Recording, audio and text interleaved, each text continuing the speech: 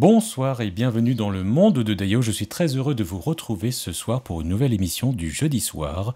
On est l'épisode 4, il est 21 h.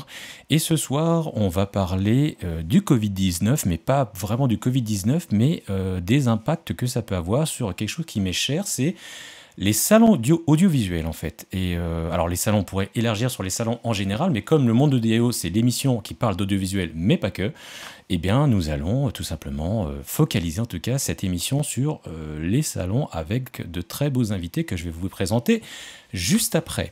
Je voulais donc aussi, voilà, alors parler des prochaines émissions aussi à venir. La semaine prochaine, nous avons une émission spéciale sur l'éclairage. On va parler un petit peu des origines de l'éclairage. Alors peut-être pas du début du siècle, mais en tout cas on va parler d'évolution des éclairages halogènes, tungstène et tout ce qui existe dans le tournage et dans le cinéma. Et j'aurai le plaisir d'avoir Albert de SOS Ciné qui sera avec nous jeudi la semaine prochaine. J'aurai Thomas aussi également, notre chroniqueur que vous connaissez déjà pas mal, qui vient souvent dans nos émissions. Et nous avons aussi une émission spéciale le 2 décembre sur Squid Game. Alors vous allez me dire, oh, Dayo, qu'est-ce que tu fais? Pourquoi tu parles de Squid Game? Tout le monde en parle. C'est un peu facile, mais non. En fait, je voudrais aborder la série Squid Game sur deux aspects. Sur l'aspect de la série à proprement parler, sur le tournage et les choses qui font que, en tout cas, la population adulte trouve ça génial. Et moi, j'ai commencé à la regarder. Il y a vraiment des choses que j'apprécie beaucoup. Et aussi, par contre, parler aussi du phénomène de... Allez, je mets des guillemets de violence que ça engendre, alors dans les cours d'école ou pas, mais on va parler effectivement de Squid Game, et on va dériver finalement sur le temps d'écran, les enfants qu'on laisse devant les écrans. Donc on va faire le lien entre la série, l'audiovisuel et des sujets de fond de société avec un invité que je vous reparlerai plus tard. Voilà, dernier point aussi que je voulais vous parler, vous m'avez peut-être vu dans des émissions précédentes où j'ai réparé, je voulais en parler parce que j'ai vu le communiqué hier, j'ai réparé un iPhone et un ordinateur portable, changé la batterie d'un ordinateur Mac, et je voulais vous montrer sur cette page-là qu'en fait Apple a annoncé officiellement, parce que vous savez que dans le monde de Dayo, on aime bien aussi parler un petit peu d'environnement et de voir effectivement comment, à travers nos activités, on peut réduire entre guillemets l'impact sur l'environnement. Et Apple, en fait, a tout simplement annoncé un programme de mise en place de self-service repair. Donc, j'imagine que c'est comme ce que je vous ai présenté dans d'autres vidéos avec iFixit, iFixit, vous le dites comme vous l'aimez. Mais en tout cas, Apple en tout cas lance ça et c'est une très très bonne initiative. On en reparlera très certainement plus tard quand Apple dévoilera le contenu de cette partie-là. Qu'est-ce qu'on peut faire, comment on peut le faire, mais moi je trouve ça bien, je voulais juste vous en parler en raccord avec les autres émissions que j'ai fait précédemment. Allez, on enchaîne, on va passer maintenant à la présentation de nos invités, je vais leur donner la parole. Déjà, est-ce que vous m'entendez, messieurs? Oui, Ouais. absolument. Très bien. Bonsoir Ok, à tous. on entend tout le monde. Alors, on va commencer par présenter Stéphane Faudeux, que vous voyez alors, en haut à droite.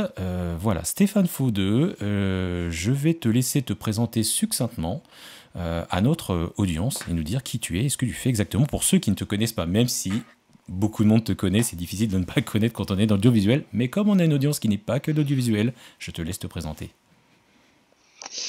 Bien, merci pour l'invitation Sébastien. Donc oui, je suis Stéphane Faudeux. Il y a deux activités en fait dont je m'occupe. La société s'appelle Génération Numérique et on a des magazines, MediaQuest, Sonovision et Movie, donc une partie presse, édition, avec je dirais une dimension traditionnelle où on a encore des magazines papier, mais aussi bien sûr du digital, des sites web.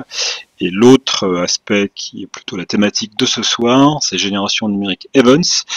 Et on s'occupe d'un salon qui s'appelle le Satis et qui a eu lieu la semaine dernière. Voilà. Exactement. D'où, pas trop fatigué, les yeux, non, ça va, tu as pu récupérer? C'était dur, mais on s'y emploie. Bon, très bien, super. Merci pour cette présentation. On va passer à Sébastien Dehé. À chaque fois, je ne sais plus comment prononcer. Donc, tu peux me taper si j'ai pas écorché ton nom. Je suis un grand spécialiste de l'écorchage de nom, je préfère le préciser. Il n'y a aucun problème. Donc c'est Sébastien Dehé. Sébastien Dehé. Et voilà, donc je suis le directeur général de la société CSI Audiovisuel, qui représente aujourd'hui 3 catalogues de distribution de matériel audiovisuel en France. Audiopole, Freevox et Arbiter. On représente plusieurs marques. Voilà, et donc donc j'ai participé au Satis. Donc Stéphane, c'était super, ne t'inquiète pas, ça valait la peine. Ça valait la peine voilà, tout ce que tu as pu suivre sans et haut, ça a été vraiment super. On a passé un très bon moment à tes côtés et aux côtés de nos clients. Voilà. Bon, ça c'est dit. Ok. Ça me touche.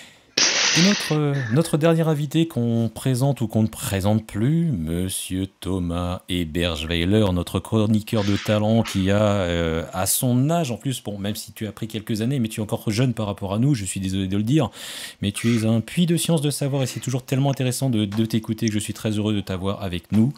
Voilà, mais si tu veux dire quelques mots sur toi, tu peux. Non, déjà, j'essaie de vous rattraper en âge, mais... J'y arrive, l'écart ne se réduit pas, hein. C'est incroyable. Non, je suis content de vous retrouver. Puis en plus, on va parler des salons, on va parler d'une expérience qu'on avait eue en commun quand on travaillait ensemble et qu'on avait exposé ensemble. Donc c'est toujours des souvenirs à partager. C'est ça. Bon, super. En tout cas, merci à tous les trois d'être présents ce soir. Bonsoir le chat, n'hésitez pas. Alors, je le dis aussi pour ceux qui regardent, qui seraient connectés sur le flux, et je le sais pour en avoir croisé beaucoup sur le Satis, pour ne pas le dire, qui disent « Oh, Dayo, c'est génial ton émission et tout, je t'ai vu en replay grâce à ton lien sur LinkedIn. C'est super. » Mais si vous voulez communiquer sur le chat avec nous, il faut créer un compte sur Twitch. Je sais que c'est pas évident et que on pourrait presque faire une émission uniquement sur Twitch et sur les vieux que nous sommes en train d'arriver sur cette plateforme sur laquelle probablement mes invités n'étaient pas encore vraiment allés, ils pourront le dire eux-mêmes. Mais c'est assez perturbant Twitch et pourtant ça a des outils qui sont tellement géniaux que voilà. Donc, alors un conseil, voilà, si vous nous regardez, créez un compte tout de suite. Et cliquez sur le follow, sur le petit cœur de la chaîne pour encourager voilà, notre travail. Et venez poser vos questions à Stéphane, Sébastien et Thomas. Ok ? Alors, on continue, on est parti. Alors, on va commencer par Thomas. Thomas nous a préparé effectivement une petite chronique. Effectivement, je te donne la parole. C'est toi qui as les manettes de l'émission. Enfin, les manettes, c'est pas toi. Oui, il faut que vous le sachiez aussi. On a un réalisateur qui s'appelle Jules Badarani. Je te fais ta pub, Jules, puisque c'est toi qui commandes ce soir l'émission. J'ai les mains libres, regardez, je ne touche rien et ça change comme par magie. Vas-y, change, Jules, pour voir. Bon, voilà. Bon, je sais, ça a l'air ridicule comme ça, mais en fait, c'est un côté super pratique d'avoir le confort d'un réalisateur. Merci, Jules, de t'occuper du live ce soir. Et je reviens sur Thomas. C'est parti, Thomas, à ton tour. Merci. Très belle commutation à distance, Jules. Félicitations. mais très sérieusement, c'est un sujet qui a tellement évolué. Quand on voyait, même encore il y a 10 ans, ce genre de choses était simplement impossible. Ou alors, si c'était possible, c'était dans des cas de figure extrêmement onéreux. Donc, la réelle à distance, oui, c'était. Ouais. Je me rappelle justement au Satis où quand Sébastien, quand je travaillais pour la société de Sébastien qu'on exposait au Satis, il y avait justement sur la conférence chaque année il y avait des commutations et je me rappelais d'un système sur iPad ou tactile où les gens faisaient la commutation comme ça. C'est vrai. Et du coup, en termes d'expérience à partager, c'est vrai qu'on est dans une situation assez particulière avec les salons et pour avoir travaillé donc avec Sébastien et avoir été exposant au Satis et visiteur au Satis avant, et aussi pour avoir travaillé pour Filmlight, j'ai pu aussi être exposant au NAB et à l'IBC.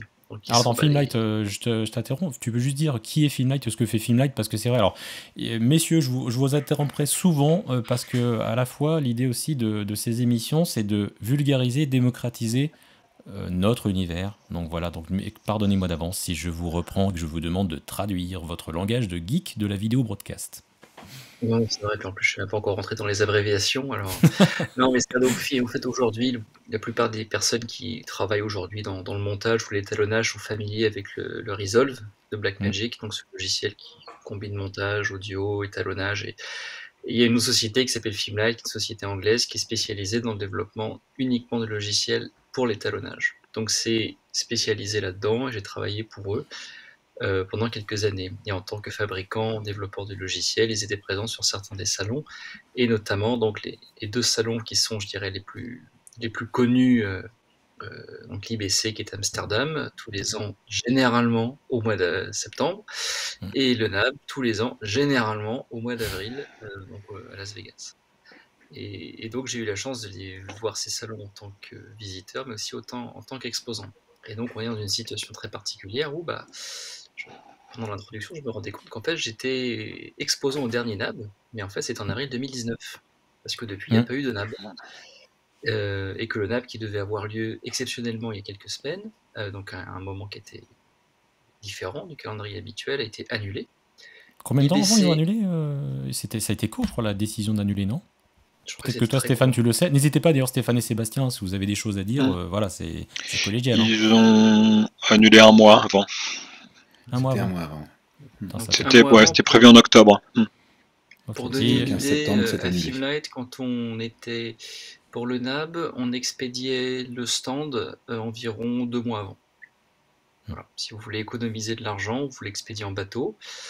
Donc ça veut dire que vous venez de dépenser une fortune en frais d'expédition qui vous seront bien sûr pas remboursés. Enfin voilà. Comment t'as pas pris ton assurance Covid? Sans déconner. Voilà. Alors là, je serais curieux de savoir justement s'il y a des assurances Covid là-dessus et combien elles coûtent surtout, parce que c'est ça aussi et si c'est exportable pour tous, y compris les petits exposants qui sont généralement les plus fragiles sur ce genre de choses. Mais là, on a quelques semaines de l'IBC, qui est donc un autre salon, et les Pays-Bas viennent d'annoncer un nouveau couvre-feu. Ah oui. Donc, quand vous annoncez à des exposants qui n'auront pas les opportunités, soit des soirées, soit des dîners avec les clients, ça devient compliqué. Sony a annoncé qu'il ne serait pas à l'IBC, Aja ne seront pas à l'IBC. Ouais. Oh. Et Sony, c'est quand même l'un des géants encore aujourd'hui de tout ce qui est vidéo, bien sûr, mais vraiment le côté broadcast. Attends, là, l'annonce, ils l'ont annoncé il y a longtemps ou c'est une décision qui est... Ouais, il avait décidé à cause de... Oui. Non, ils l'ont annoncé il y a longtemps. Et nous, on le sait qu'ils ont fait le choix, enfin, ça paraît pas très modeste, mais ils ont fait le choix du Satis, qui a été poussé par l'Europe, parce que aux dates d'IBC repoussées en décembre, en fait, c'est des semaines de jours fériés en Italie et en Espagne. Donc déjà, ils se coupaient de toute cette partie-là. Donc ils ont dit non, on fera pas de salon. Plus bien sûr, les autres problématiques des autres pays, ça voulait dire que le visitorat allait être divisé par 2 voire par 3 quoi. Donc on dépense pas des millions pour faire ça quoi. Ouais. Et c'était pas les seuls, puisque j'avais aussi il y avait donc Avid aussi qui était un gros exposant aussi et qui ne participait ni à l'IBC ni au NAB. Et la première explication, c'était que c'était à 1 mois d'intervalle et que ça n'avait aucun intérêt, on va dire, commercial, à part le fait d'avoir 2 salons, l'un en Europe et l'autre aux États-Unis. Et finalement, le NAB a été annulé et l'IBC ne sera pas non plus présenté. Donc, Bon, oui, et puis il y a aussi ce côté que quand vous annoncez que le NAB 2021 a lieu en gros au mois d'octobre et que le NAB 2022 a lieu au mois d'avril, forcément ça coupe un petit peu l'envie de faire des déplacements et ainsi de suite. Après, il y a aussi l'inverse. Là, depuis hier, c'est ouvert l'Interbi, qui est un très grand salon au Japon, et lui a bien lieu. Probablement pas beaucoup d'exposants étrangers, vu qu'ils sont tributaires de qui peut rentrer, mais justement ce qui est intéressant, c'est que pour connaître, donc, je reviens souvent en Filmlight parce que c'est la société que je connais le mieux, mais eux ont une équipe au Japon, et il y a quand même une difficulté qu'ils font souvent remonter, c'est qu'en fait au Japon il n'y a pas beaucoup de gens qui parlent très bien anglais, et généralement, du moins les gens que je connais autour de moi ne parlent pas très bien japonais, et on se retrouve en fin de compte avec un salon qui est d'une très grande taille, mais reste un salon un peu plus local. Et c'est peut-être justement ces salons... Oui, c'est ça, l'Interbi. Et c'est peut-être une grande taille. Est-ce que tu peux comparer par rapport à NAB, IBC et Satis, par exemple? On se situe comment c'est beaucoup plus comme entre le Satis et l'IBC, je dirais, mais c'est beaucoup plus petit. Enfin, en même temps, l'IBC et le NAB, c'est vraiment les plus grands. Enfin, c'est une autre échelle. Mais justement, c'est peut-être ça qui fait la différence, c'est que si c'est un salon local qui parle à une communauté, avec des gens qui viennent avant tout pour se retrouver, c'est peut-être justement ça qui intéresse beaucoup. Et pour prendre 2 autres exemples, de cette année, l'un des plus grands événements liés à l'industrie du cinéma, et je fais exprès de choisir ces mots, l'industrie du cinéma, c'était le Festival de Cannes, qui s'est tenu en décalé. Ils ont réussi à le tenir, ils ont réussi à garder le marché du film, parce que mes chiffres sont peut-être pas à jour, mais il y avait un pourcentage énorme de ce que j'avais vu, c'est plus de 50% des achats de films qui se faisaient chaque année au Festival de Cannes. Oui, d'ailleurs, c'est un sujet que j'aimerais bien qu'on développe peut-être maintenant. Tu lances une bonne perche, et peut-être que Stéphane, tu as peut-être un avis aussi là-dessus. Est-ce que justement ce genre de festival sans le marché professionnel qui est derrière, puisque globalement, il y a beaucoup de choses qui se passent dans le palais du festival pendant le festival de Cannes. Le festival de Cannes, finalement, c'est quoi? C'est la vitrine avec le côté paillettes, stars, tapis rouge. Mais en fait, il se passe en coulisses énormément de choses. Voilà, si demain, effectivement, on n'a pas justement de toute cette partie-là, plus marché, vente, est-ce que un festival sans, entre guillemets, la partie professionnelle qui se passe derrière peut continuer? Non. Non? Je pense pas. En fait, ce genre d'événement, c'est le marché du film qui rapporte du business. Le festival derrière, il fonctionne parce que il y a des sponsors, du mécénat, du sponsoring, mais globalement, il n'y a pas de revenus. Et c'est le marché plus les sponsors permettent la visibilité du festival. Pour reprendre un exemple qui nous est propre, c'est sur le Satis, on a un programme de conférence, mais le programme de conférence, il peut se tenir grâce aux exposants. Et c'est nous qui faisons le choix de dépenser une partie du budget qu'on a sur la vente de stands et le sponsoring, de créer ce programme de conférence qui va faire venir aussi un visiteur à qualifier, qui va faire venir des VIP, qui va faire venir un autre type de public.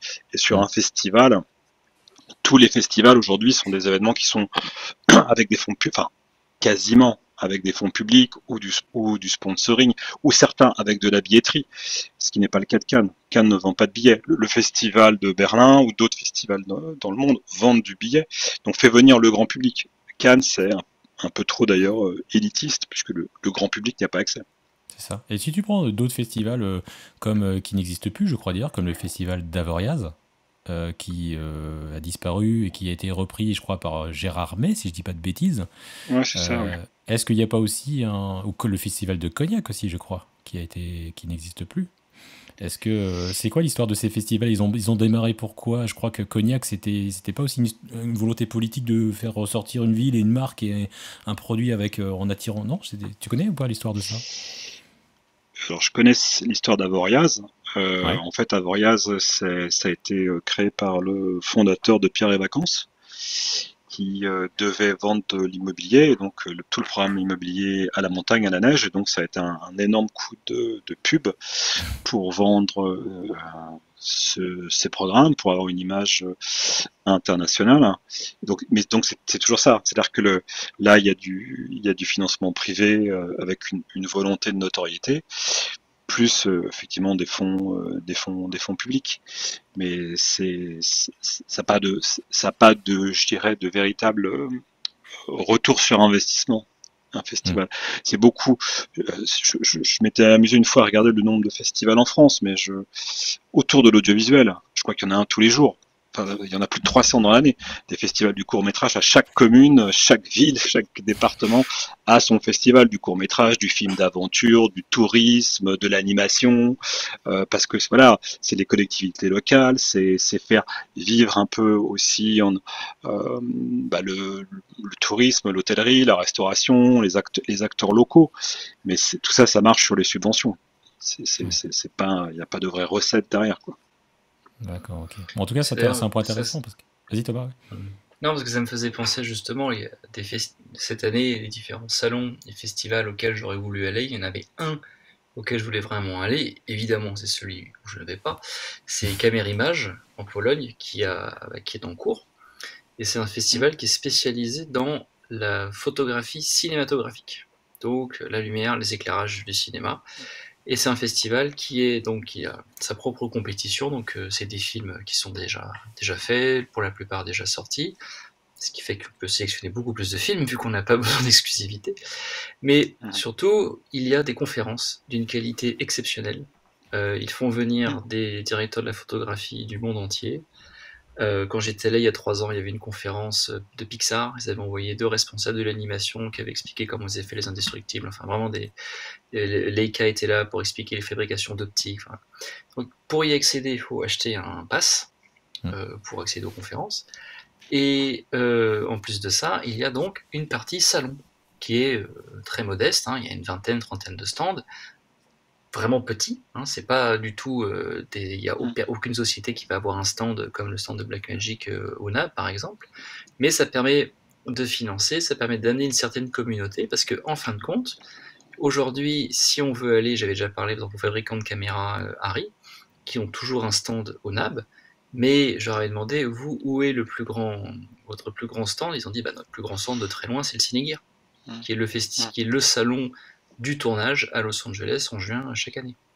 Et ils ont une présence qu'ils conservent dans les salons IBC et NAB, mais leur cœur de métier est un petit peu ailleurs. Et c'est vrai que cette combinaison de festivals, qui est donc un mélange d'argent public, d'entrée, parce qu'il faut payer pour rentrer, et de financement qui vient des exposants, c'est quelque chose qui crée une bonne communauté, j'ai l'impression, et qui mélange fournisseurs aussi. Donc c'est vraiment un bon mélange. Ok. Ok, très bien. Donc en tout cas, on reparlera peut-être un petit peu justement de cet aspect finance sur les salons, puisque je sais qu'on en a déjà parlé, Thomas, et les salons représentent un certain coût réel pour les exposants. Et je sais pas, est-ce que vous voulez on parle maintenant de ça justement alors, j'aimerais bien qu'on parle un petit peu plus du Satis quand même, puisqu'on a parlé d'IBC, du NAB, qui sont des gros salons internationaux. Je vais basculer sur cette page-là, et j'aimerais bien effectivement que tu nous parles un petit peu de ce salon que l'on connaît depuis tellement longtemps en fait dans l'audiovisuel. Stéphane, si tu peux nous en dire quelques mots. Donc, le Satis, effectivement, c'est un vieux salon, puisque cette année, c'était la 39e édition. Et nous, en fait, on a repris le salon il y a 4 ans. Pardon, c'était la 4e édition qu'on organisait là, celle de l'année dernière étant transformée, on pourra peut-être en reparler plus tard, en plateau télé. Donc 4e édition sous la marque Génération Numérique. Auparavant, le Satis appartenait au groupe Reed Exposition, qui est un gros faiseur de salons. Je crois que c'est même le plus gros organisateur de salons au monde, mais qui avait décidé de se séparer du salon parce qu'il était plus rentable en termes de volume d'exposants. Reed, ça va être des salons comme Maison et Objets, le Salon du Livre, Paris Photo, la FIAC. Voilà, c'est des choses, Batimat, Polytech, des mastodontes dans l'organisation. Et donc le salon ne correspondait plus au barème économique que, je dirais, demandaient les actionnaires, et donc a souhaité s'en séparer. Et nous, on travaillait déjà avec eux sur l'organisation justement des conférences. Depuis une dizaine d'années, en fait, on avait repris l'organisation des conférences.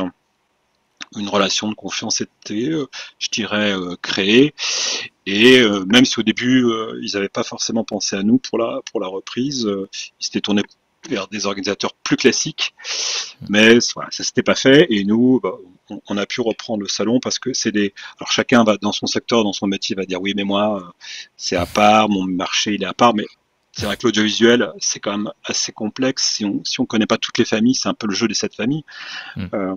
Tom a parlé effectivement du cinéma, c'est une partie du Satis, mais il y a le broadcast, il y a la production télé, il y a le corporate, il y a l'événementiel. Enfin là, il y a un ensemble de sujets assez vastes avec ces différents composants, ces différents acteurs, ces différents exposants.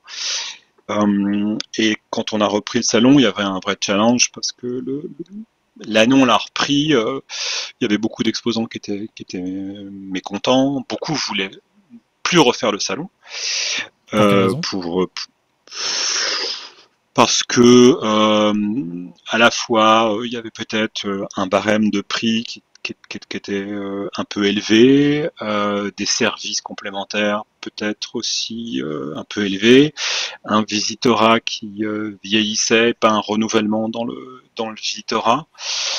Il y avait eu des années aussi un peu terribles puisque 2015, quand il y a eu les attentats, en effet, 2015, le salon s'est tenu une semaine après, je crois. Et c'était pire qu'un salon avec, je dirais, le Covid. Il y avait vraiment personne. C'était très dur en plus, je me rappelle. Émotionnellement. J'avais un stand aussi. C'était douloureux. Donc ça avait été dur. Et voilà. Et donc ça rentrait plus dans cette ligne. Donc nous, on avait une proposition de valeur un peu différente. On voulait simplifier les choses. Par exemple, dans les barèmes précédents, quand vous étiez exposant, tu tu peux peut-être en témoigner. Si tu avais un stand qui était ouvert sur un côté, c'était un prix, sur deux côtés, c'était un autre prix, sur trois côtés, c'était encore un autre prix.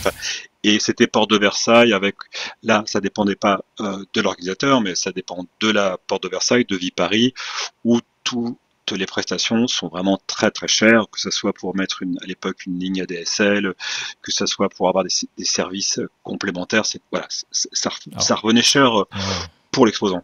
Je crois que sur d'autres salons, c'était aussi encore plus, je vais pas dire l'arnaque, mais c'était encore plus verrouillé, parce que j'ai quand même souvenir sur le Satis qu'on pouvait quand même ramener ces boissons pour la nocturne, ces petits fours, ces machins et tout, mais je crois que sur IBC c'est pas NAB. Le NAB, c'est pire. Pour l'avoir fait une fois, c'est en tant que, pas qu'exposant, mais on venait pour faire une conférence où on parlait justement alors c'était pas le Satis à l'époque, c'était un événement qui était sur la 3D relief qui s'appelait Dimension 3, et on avait fait une conférence, et je me souviens, donc on avait dû faire appel, de toute façon c'est obligatoire, hein, c'est syndiqué, et donc pour que quelqu'un arrive, mettre un vidéoprojecteur sur une table et mettre une toile d'écran derrière, ça avait dû coûter $1000.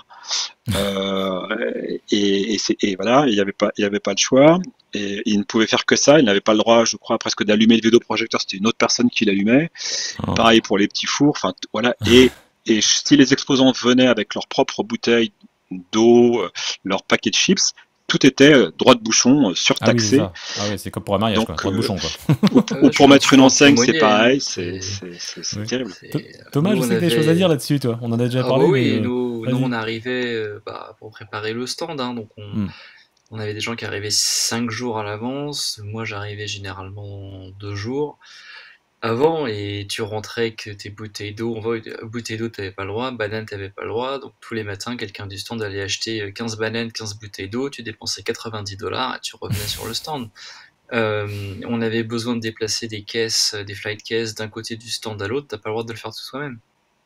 En fait, ils te mettent des amendes si tu dois le faire. Ah, tu peux te reprendre des amendes et des pénalités? Non, sans déconner. En fait, ce qu'ils font, c'est qu'ils te font des trucs sur l'année suivante, ou ainsi de suite. Enfin, des reinstatement fees, c'est un truc que tu connais, ça, Sébastien, anciennement chez Avid, hein? J'ai quelques souvenirs. Désolé, puis, c'est blagounette, private joke. Ma préférée, c'est l'absence totale la notion de rendre service. Tu vois, on avait un éclairage à Filmlight où c'est des ampoules qui ensemble formaient les lettres de la société. Il y en a une qui avait grillé, et c'est un panneau qui a 5-6 mètres de haut. Hein. Et le stand à côté, il y avait une grue qui était en train d'installer quelque chose, un panneau type signe toilette, tu vois. Ouais. Et on leur dit, est-ce que vous pouvez tourner la nacelle de 1,50 m et nous changer l'ampoule? Non. Oui, c'est $1000, quoi. $800. Ah, voilà, c'est ça. Et du coup, on a mis une ampoule grillée pour le salon. Ils sont forts, ces Américains. Oui, et puis bien sûr, tu payes des dizaines de milliers d'euros, t'as même pas une connexion Wi-Fi. Ouais, mais bon. Mais ça, je pense que c'est une époque qui est révolue, parce que il y avait aussi le fait de. D'ailleurs, IBC et le NAB, c'est la même chose pour les exposants, où on te fait rebooker pendant que tu es encore sur le salon pour l'année suivante. Si tu ne veux pas, pour X raison, que tu décides de pas prendre ton stand, tu gagnes des points année après année pour avoir la surface que tu voulais voir augmenter ta surface, et tu repars à zéro si tu ne fais pas une année. Si tu fais pas pour l'année suivante, tu n'as plus le stand où tu veux, tu repayes, etc., certains prix en plus. Je pense que là, la crise comme ils la connaissent, il va y avoir une forme d'humilité un petit peu forcée pour ces deux salons. Ouais, je pense. Déjà, de toute façon, le NAB, s'il avait eu lieu, j'avais vu les surfaces, il supprimait un hall, enfin tout le sud, le bas et le haut. C'est énorme déjà comme hall, ça. Ouais, sans ça, c'est complètement. Ça pue l'amélioration. Donc il disparaissait.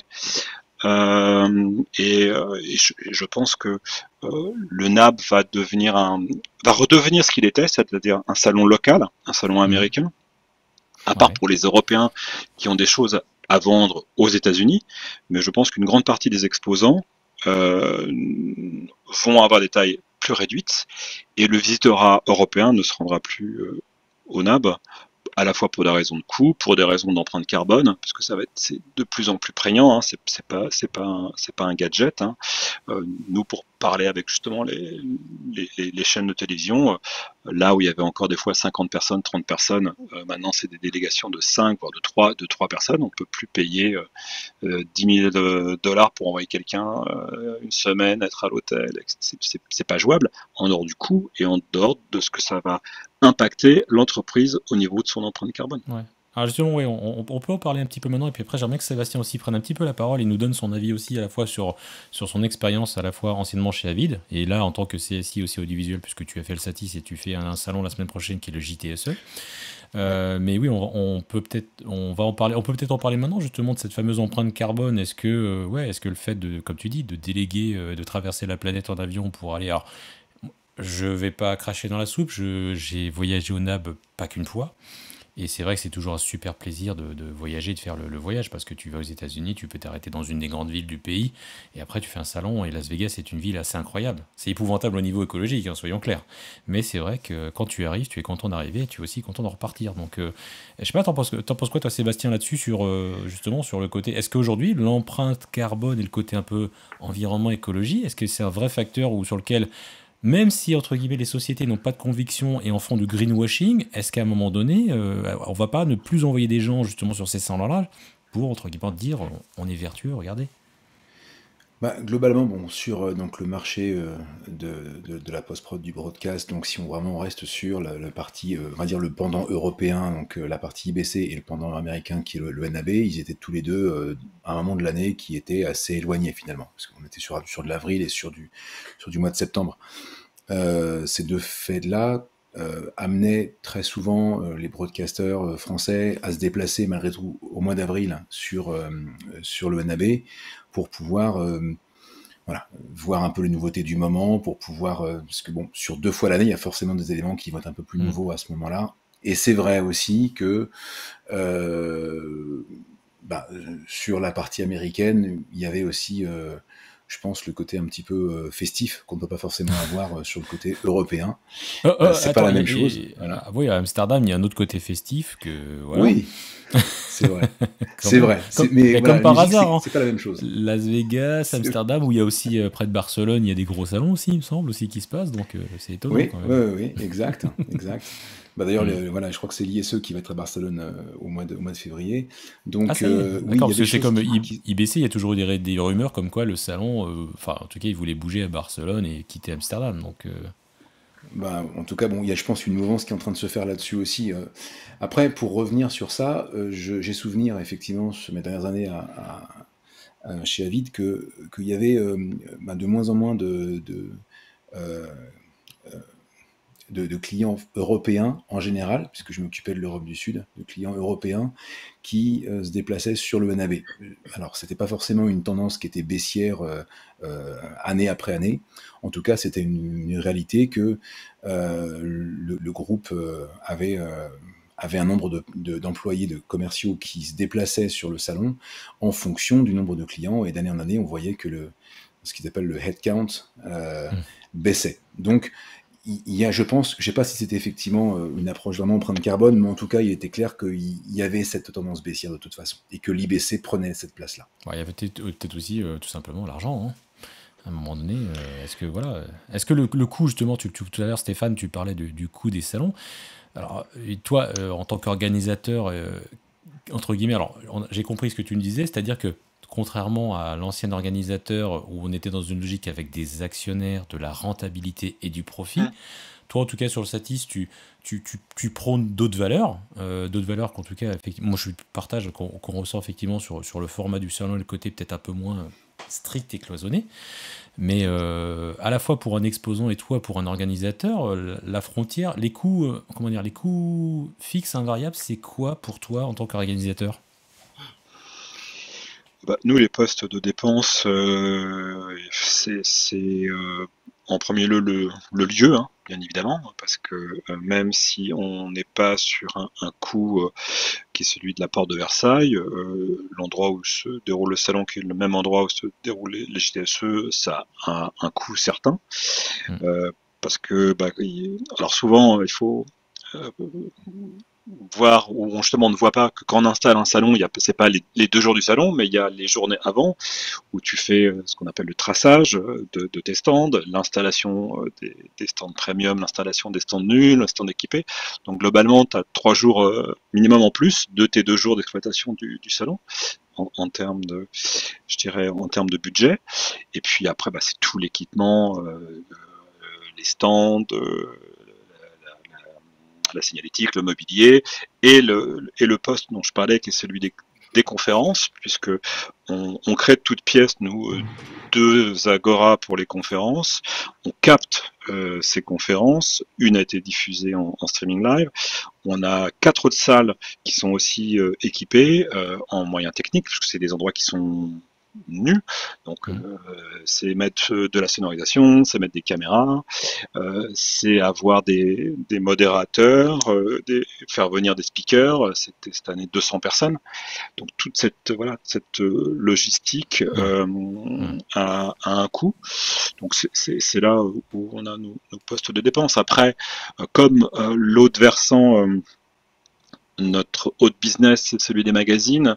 Déjà, on a nos propres outils de communication. Donc par nos propres outils, notre communauté, on peut déjà véhiculer pas mal de messages, même si on a d'autres partenaires avec d'autres magazines, parce que voilà, on n'est pas enfermé juste avec nos magazines, mais ça permet déjà de faire quelques économies. Mais c'est principalement ça, ouais. Ouais, et alors toi, Sébastien, justement, tiens, raconte-nous un petit peu, là, ce post-Covid, l'organisation de ce salon, justement, au Satis. Écoute, bon, déjà, en tant qu'exposant, c'est toujours très compliqué de prendre à un moment donné une décision dans un contexte pareil. Je pense que nos gouvernants naviguent à peu près à 3 semaines, 1 mois quand tout va bien, d'accord? Ouais. Bon, et je reste et je pèse mes mots. Pour Stéphane, pour Stéphane en tant que événement organisateur, finalement on a une approche qui est également assez compliquée parce que je crois, Stéphane s'autocontrôle, que les exposants ont mis du temps à réellement signer le bon de commande et à être présent. Moi, donc en tant qu'exposant, je voyais le show floor qui se remplissait tout doucement et c'est toujours une grande question. Oui, parce que souvent, Sébastien, moi je me rappelle, tu regardes aussi quand toi tu veux te positionner, tu regardes, comme tu dis, le show floor, le plan où tu vois les réservations, les options masquées. Et puis alors, c'est un peu comme quand tu vois sur Internet du genre, tu es en train de réserver une chambre d'hôtel et puis le truc te dit, il y a 10 personnes comme vous qui sont en train de regarder, tu sais que tu n'en as plus qu'une. Il y a un petit côté un petit peu marketing dans le truc, je sais pas, mais c'est vrai que ça met la pression. Mais parce que tu veux toujours avoir, on est d'accord, c'est bien. C'est quoi qui est capital pour un exposant dans un salon? L'emplacement, c'est quand même super important, non? Oui, mais ça, on va dire que c'est entre guillemets joué. Ça se décide assez rapidement, mais je pense que c'est juste la prise de décision. Alors, me concernant par rapport à CSI audiovisuel, on a, donc je le répète, on a trois gros catalogues. On a Freevox, Audiopole et Arbiter, qui chacun sont spécialisés sur des verticales des marchés audiovisuels. Et je pense que Stéphane pourra en témoigner, mais Jean-Philippe Blanchard a réservé rapidement le stand au Satis. Nous avons confirmé auprès des JTSE le stand pour la semaine prochaine depuis très très longtemps également. On souhaite, il faut être conscient en tant qu'exposant, en tant qu'acteur d'un marché, que ce genre d'événement, c'est un petit peu le liant de ce marché. Et on a tous une responsabilité, là je parle en tant qu'exposant, vis-à-vis de ce marché dans lequel on vit, dans lequel on évolue, vis-à-vis de nos clients. C'est vrai que je peux toujours me déplacer chez mes clients, envoyer mes équipes commerciales pour aller travailler sur ces clients. Mais un salon, c'est vraiment ce liant d'un marché et on doit, moi je sais que j'ai pas beaucoup attendu pour pouvoir avancer et travailler là, sur le Satis et les JTSE. Ouais. Thomas, t'as un avis là-dessus? Je pense qu'un salon, c'est un événement. Et c'est vrai que c'est un moyen facile. Au moins, les gens vont se dire, ils n'ont pas eu trop de temps pendant l'année, mais au moins, il y a le salon, on s'y retrouve tous. Le côté nocturne, tu vois, ce côté social est très important. d'un point de vue exposant, moi ce que je voyais, c'était que c'était effectivement toujours les mêmes personnes qui venaient, de moins en moins de personnes de chaque société, et que le monde du travail change beaucoup, et que moi je vois aujourd'hui, j'ai pas envie d'aller dans des salons parce que les sociétés aujourd'hui laissent les employés aller au salon, mais il faut continuer à faire sa journée normale. Donc tu te retrouves à faire des doubles journées. Ah oui. T'as la journée du visiteur et la journée de l'employé. Ah bah oui. Et en plus avec les Tu es sur le décalages salon horaires. et puis tu fais le support technique en même temps, quoi. Donc, Eh ben oui, non mais compliqué. ça c'est quelque chose qui se développe de plus en plus, je trouve. Après, il y a effectivement, moi je voyais aussi les plus petites sociétés ne venaient pas. Moi, nous on les voyait pas. On a Boily BC, soit parce que c'est des chers ou tout simplement parce que ils n'ont pas besoin. Ils prennent l'information ailleurs. Et vu qu'ils ne connaissent pas forcément encore la communauté, bah, s'ils y vont, ils vont pas s'intégrer à la communauté dans un salon. C'est trop grand, c'est trop impersonnel. Quand je parle de salon, je me focalise surtout sur les gros. Voilà. D'accord. Oui, parce que c'est quoi, qu'est-ce qu'est-ce qui fait la spécificité d'un Satis par rapport à un gros salon comme le NAB, et justement, c'est quoi le lien du Satis par rapport à ses concurrents qui n'ont pas les mêmes armes? Moi, j'aimerais revenir sur ce qu'a dit Sébastien déjà. Je le remercie de ses paroles et de parler du lien. Et ça, c'est évident et ça fait partie de nous, notre ADN et de ce qu'on veut faire. Et c'est vrai qu'en plus, Audiopole s'est positionné assez vite parce que nous, pour être honnête, mi-septembre, on avait 25% des stands qui étaient réservés. 25%. Donc il fallait avoir les nerfs solides pour se dire dans un peu moins de 2 mois je fais un salon, j'ai que 25%, et c'est sûr que quand tu montres un plan comme ça à tes prospects, ils sont pas vraiment non plus très très rassurés, mais on a la chance quand même d'avoir une assez bonne notoriété. Si on dit qu'on fait quelque chose, généralement on va jusqu'au bout. Donc voilà, il y a eu les marques ont vu, de toute façon ils se parlent tous entre elles, ils s'appellent les uns et les autres, et puis il y en a un qui a signé, un deuxième, un troisième, etc. Et on a pratiquement, on a booké 95% en fait du hall, quoi.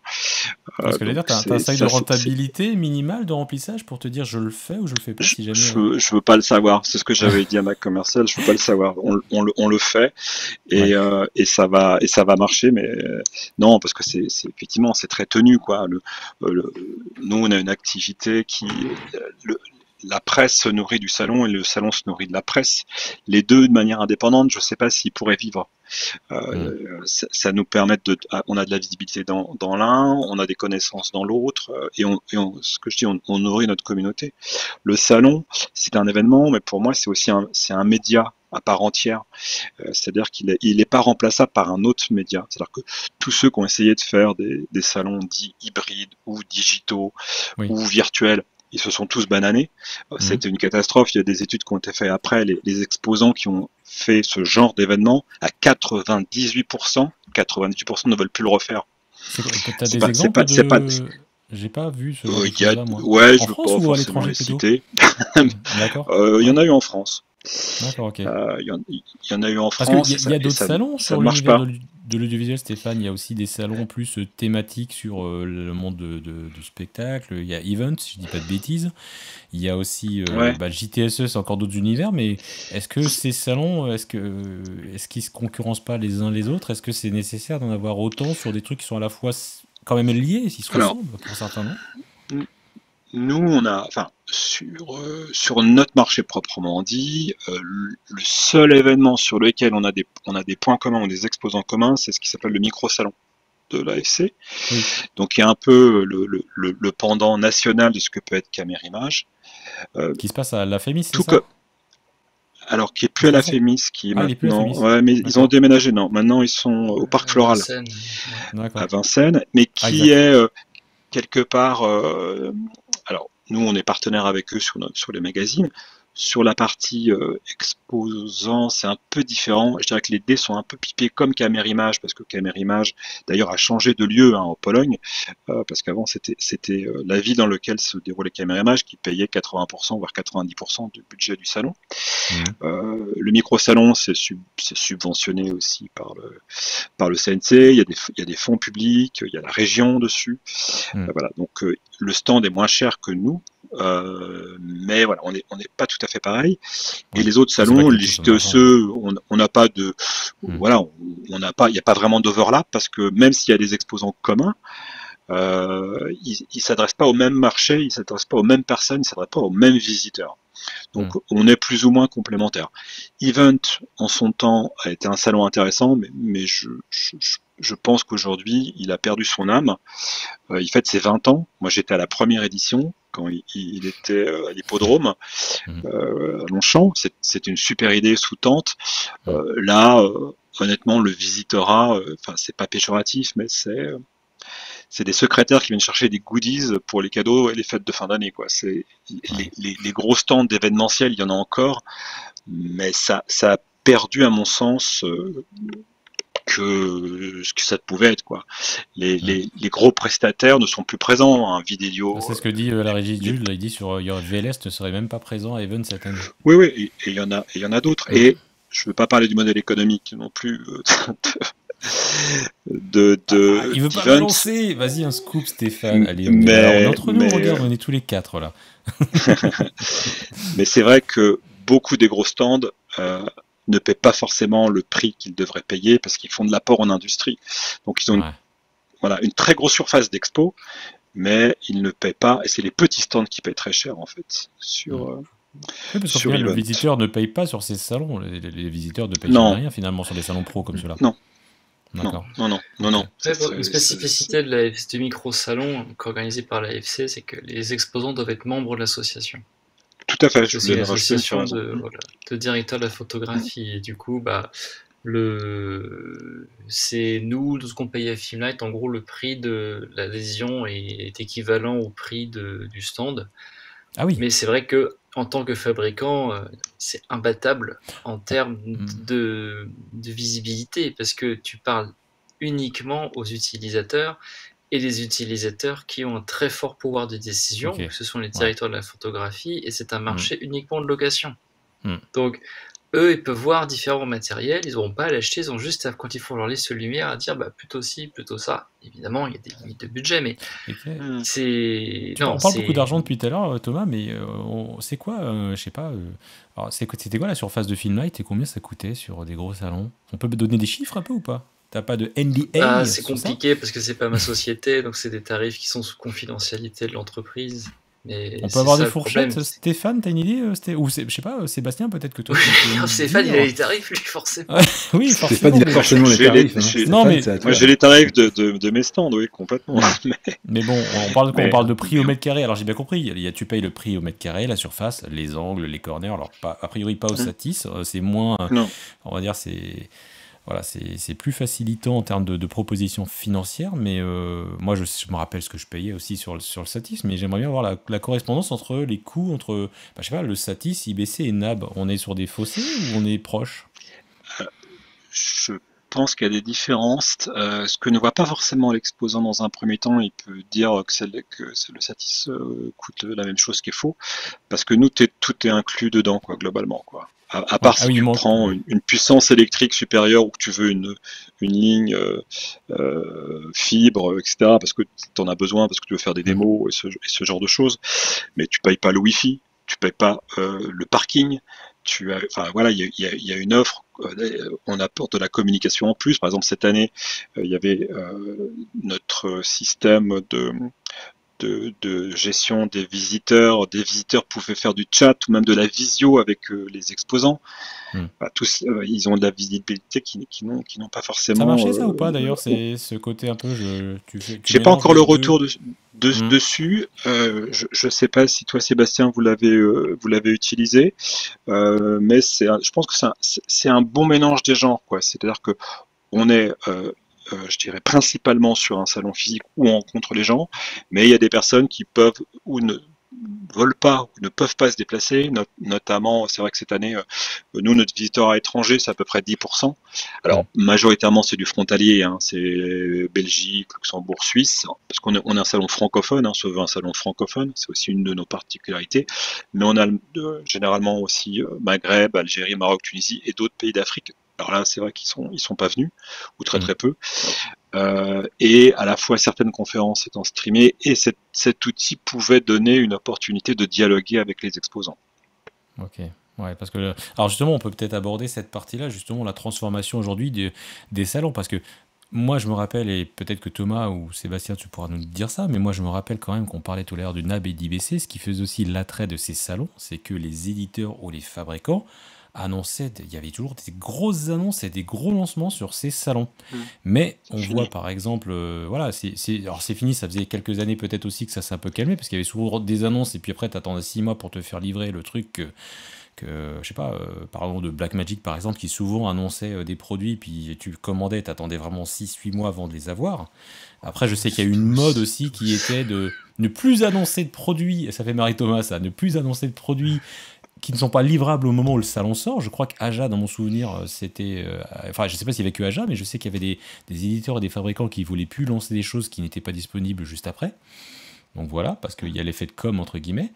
Et il y a le côté aussi, maintenant, tu peux tout voir sur Internet. C'est-à-dire que Apple fait ses keynotes, alors plus ou moins grand public, quoique la dernière keynote sur le MacBook Pro, celui que j'ai à côté de moi, était pour moi clairement orienté pour les métiers, nos métiers.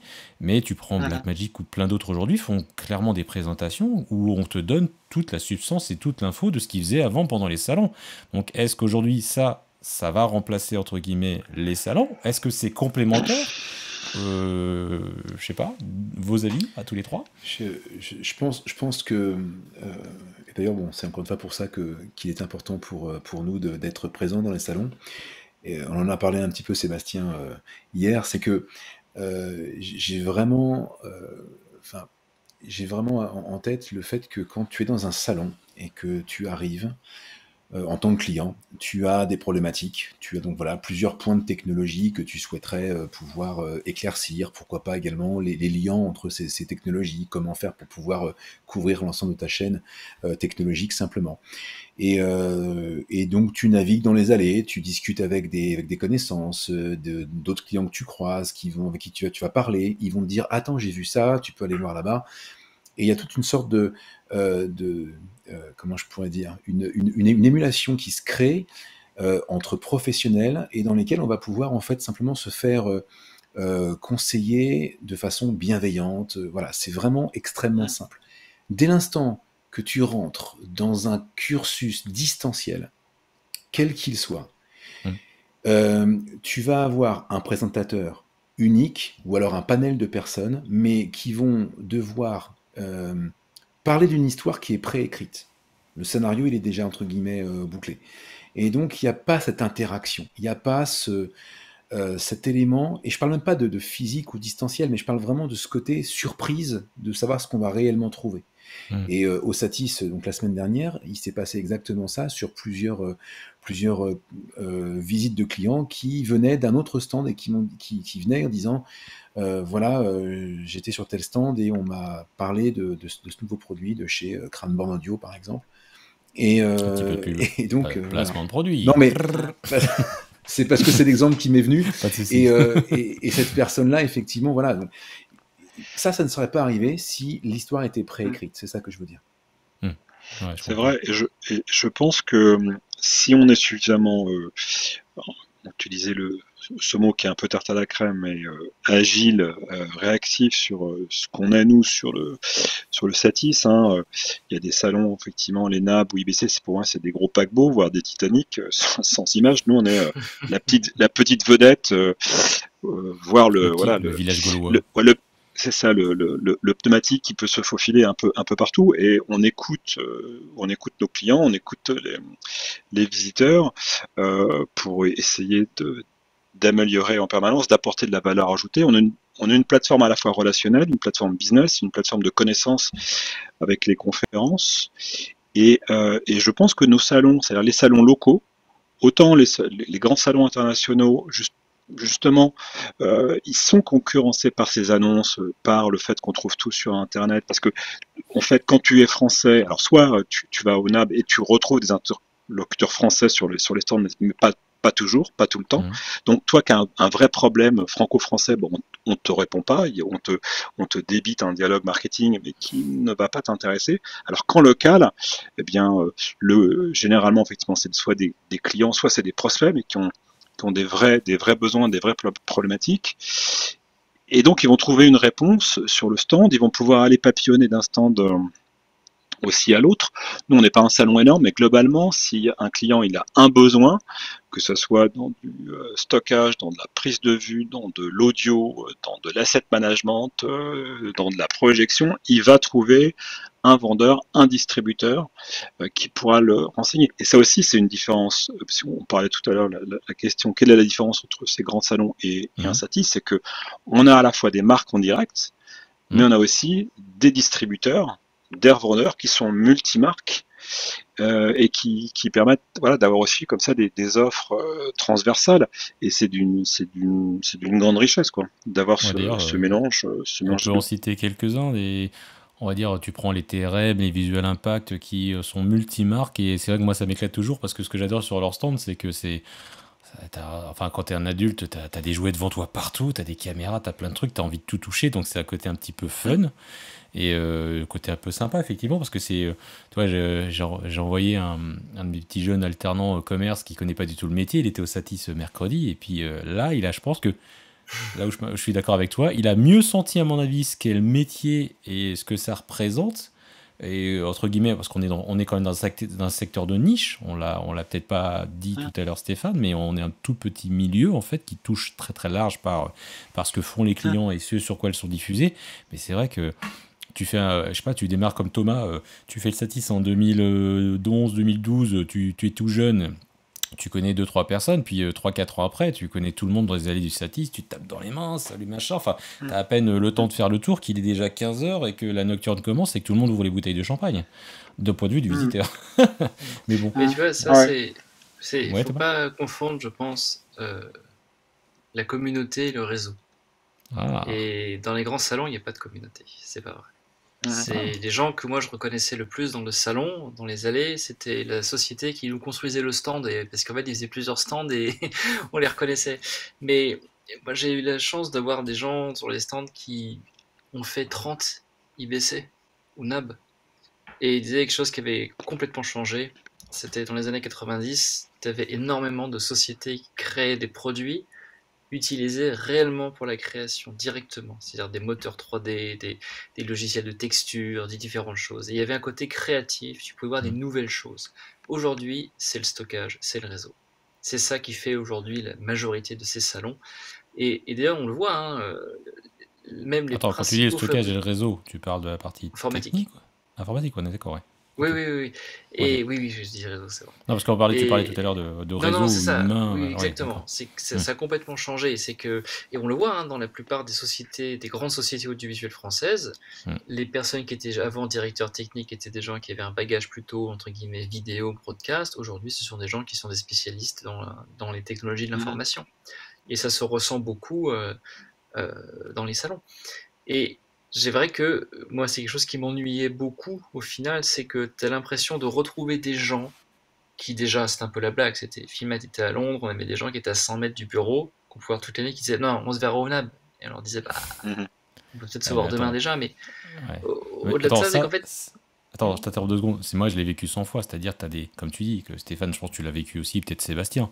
T'as des gens qui sont à 300 mètres ou 1 kilomètre que tu peux voir. Finalement, tu les vois à la soirée Aja, à la soirée Sony, à la soirée machin. C'est dingue. C'est-à-dire que, et je reconnais, pour y être allé, et pour certains aussi, j'ai fait même plus des affaires en allant au NAB, en rencontrant des gens que je ne pouvais pas voir ou qui prenaient pas le temps, qui n'avaient pas le temps de te voir là-bas, alors que dans un contexte un peu plus décontracté d'un salon en tant que visiteur, et notamment sur Las Vegas, oui, ça peut créer des liens. Ouais. Par contre, tu parles avec des gens, et c'était le truc qu'on avait, c'était quasiment tout le monde avait un gros décalage horaire, quoi. Et c'est ça, c'est pour donner une indication de tarif, parce que le tarif, il y a le tarif au mètre carré, mais il y a surtout l'autre facteur qui est qu'est-ce que tu fais de ces mètres carrés. Parce que si tu présentes un stand à 10 000 visiteurs, ou à 500, ou à 100, c'est pas le même retour. Et nous, on avait donc différents lieux pour faire des rendez-vous avec des clients. J'avais calculé qu'un rendez-vous par rapport au nombre de sièges qu'on avait à suite, un rendez-vous en tête-à-tête avec un client, pour une demi-heure, ça nous coûte environ 500 €. Ouais, ok. Voilà pour donner une idée. Donc, c'est sûr que une autre façon de le voir, c'est que je pense que pour beaucoup de sociétés, faire les 2 salons, ça doit prendre plus de la moitié de leur budget com de toute l'année. Donc la question, c'est qu'est-ce que tu fais? Est-ce que c'est logique de faire ça? Surtout que quand tu as dépensé autant d'argent, au final, tu as très peu touché le marché chinois et le marché indien, qui sont les 2 marchés que tu veux le plus toucher en 2021 quand même. C'est là où tu as la plus forte croissance. Et tu les as pas touchés. Et à côté, tu as plein de gens qui n'auront jamais l'argent de se déplacer. Il y a des gens qui parlent pas anglais, donc ils vont pas y aller. Et puis tu as les annonces de produits, comme tu disais. Franchement, un salon en septembre, en termes d'annonces produits, c'est vraiment pas très pratique, quoi. Ouais. Les gens rentrent de vacances Ce qui et n'est les pas pratique développeurs, au ils septembre, je sais pas, Bah je oui. crois que vous avez peut-être des enfants, je crois que Sébastien, tu as des enfants aussi comme moi un peu plus jeunes. Le septembre, c'est quoi? C'est 10 septembre d'habitude, IBC, c'est ça? Un truc comme ça? Ouais, c'est sur les 2 premières Ouais, c'est semaines. ça. Donc c'est juste au premier moment où tu as la rentrée scolaire en France, Juste après la rentrée, ouais. c'est un peu compliqué. Ouais. Donc toi tu pars à IBC, t'as madame qui est derrière, oh putain, qu'est-ce que tu vas faire? Bon, elle s'occupe des enfants et de la rentrée, et puis elle te pourrit après, parce qu'en fait, toi t'es parti en plus à Amsterdam. Donc, bon. C'est encore pire quand la part de tes enfants est instite, puisque là c'est double peine en fait. Hein. Oh punaise, ah la vache. Je crois que quand tu reviens, t'es de corvée après, hein. Mais bon. C'est ça, Donc, exactement. pour moi, c'est ça, c'est que je pense vraiment qu'il y a une communication en général qui va changer, où il y aura un mélange de beaucoup plus de contenu accessible en ligne, multilingue, c'est quand même très important, parce qu'il y a quand même aux États-Unis, il y a beaucoup de gens qui ne parlent pas anglais aux États-Unis. Et je pense pour les États-Unis, parce que c'est vrai que je connais bien le pays, et c'est quand même le moteur de l'innovation sur beaucoup de points. C'est quand même l'un des plus gros marchés, et l'Amérique latine. On a eu des rendez-vous avec des gens qui venaient nous acheter du matériel d'étalonnage, et ils disaient oui, on a acheté 16 F65, donc des caméras, ils sont à 50-60 000 € pièce pour équiper leur réseau multicam. Donc, c'est des gens avec qui on veut dialoguer, mais donc je pense d'un côté il y aura beaucoup plus de contenu en ligne. Parce que de toute façon, c'est pas la même échelle aussi entre les États-Unis et l'Europe. Je sais pas, toi Stéphane. Non mais c'est gros aussi l'Europe, hein, quand même. Ouais, mais c'est beaucoup plus fracturé. C'est beaucoup de pays. Alors que les États-Unis, c'est un gros machin, quoi. C'est clair. C'est un gros Mais il faut voir aussi, quand je disais le salon pour redevenir quelque part ce qui est à l'origine un salon américain, c'est vrai que c'est parce qu'il y a un NAB New York tout petit et qui s'adresse à la côte Est, donc c'est plutôt axé news, hein. Mais le NAB qui a lieu en avril, c'est le salon pour toutes les États-Unis et l'Amérique du Sud. Donc déjà cette surface géographique peut suffire à l'organisation du NAB. En Europe, il y a IBC, avec aussi des problèmes de langue. Il y a quelques salons locaux qui résistent difficilement, hein. Certains, Espagne, Italie, mais qui n'ont pas lieu tous les ans, qui ont lieu tous les 2 ans, puis ils n'ont plus lieu du tout pour certains. En Angleterre, il y avait 2 salons qui ont fusionné, mais depuis, il y a eu le Covid, donc il n'a jamais eu lieu le nouveau salon. En Allemagne, il n'y a rien, c'est que des tout petits trucs, locaux. Nous, on a un peu une exception avec le Satis, et c'est pour ça qu'on ne dit pas qu'on est un salon international, nous on est un salon francophone. Enfin, donc on s'adresse à la communauté francophone, ce qui est déjà suffisamment large, et on n'a pas de velléité justement de grossir démesurément, parce que certains vont dire il faudrait aller ailleurs. Ouais. On a connu le Satis, effectivement, qui représentait des fois des halls entiers un hall entier à Porte de Versailles. J'ai connu des tailles assez impressionnantes. Moi, je me rappelle dans ma jeunesse, quand j'étais étudiant que je venais au Satis, c'était waouh. Alors après, ça fait plus la même taille, c'est différent. C'est un peu frustrant aussi de se dire, parce que tu vois, moi je place du point de vue, j'en discute aussi avec beaucoup de monde, et il y a plein de gens qui peuvent être critiques en disant ouais, Satis machin, c'est cher, c'est toujours aussi cher. Comme tu l'as dit tout à l'heure, il y en a qui vont te dire c'est toujours aussi cher qu'avant, Porte de Versailles et tout, mais toi tu nous dis au contraire que non, parce que globalement dans le package c'est un peu all inclusive, je vais utiliser ces termes là. Tout à fait. Mais en fait, c'est un peu comme tout, et ça, c'est peut-être une spécificité française, c'est que si un jour, je sais pas, un salon comme le Satis devait disparaître, ben, je pense que les gens, ils le regretteraient. Ils diraient, putain, on avait la chance d'avoir un salon en France qui était quand même super sympa, qui avait du lien, comme tu le disais, Sébastien, qui avait un lien, je vais pas dire social, mais professionnel et humain, que tu ne retrouves pas à travers des caméras, comme on le fait là, entre guillemets, en direct. Il y a effectivement quelque chose qui se passe quand on est en face des gens sur les salons, ça, je partage ce point de vue à fond. Et est-ce que ça continuera à être une spécificité longtemps, le Satis en tout cas, et d'autres salons, je l'espère.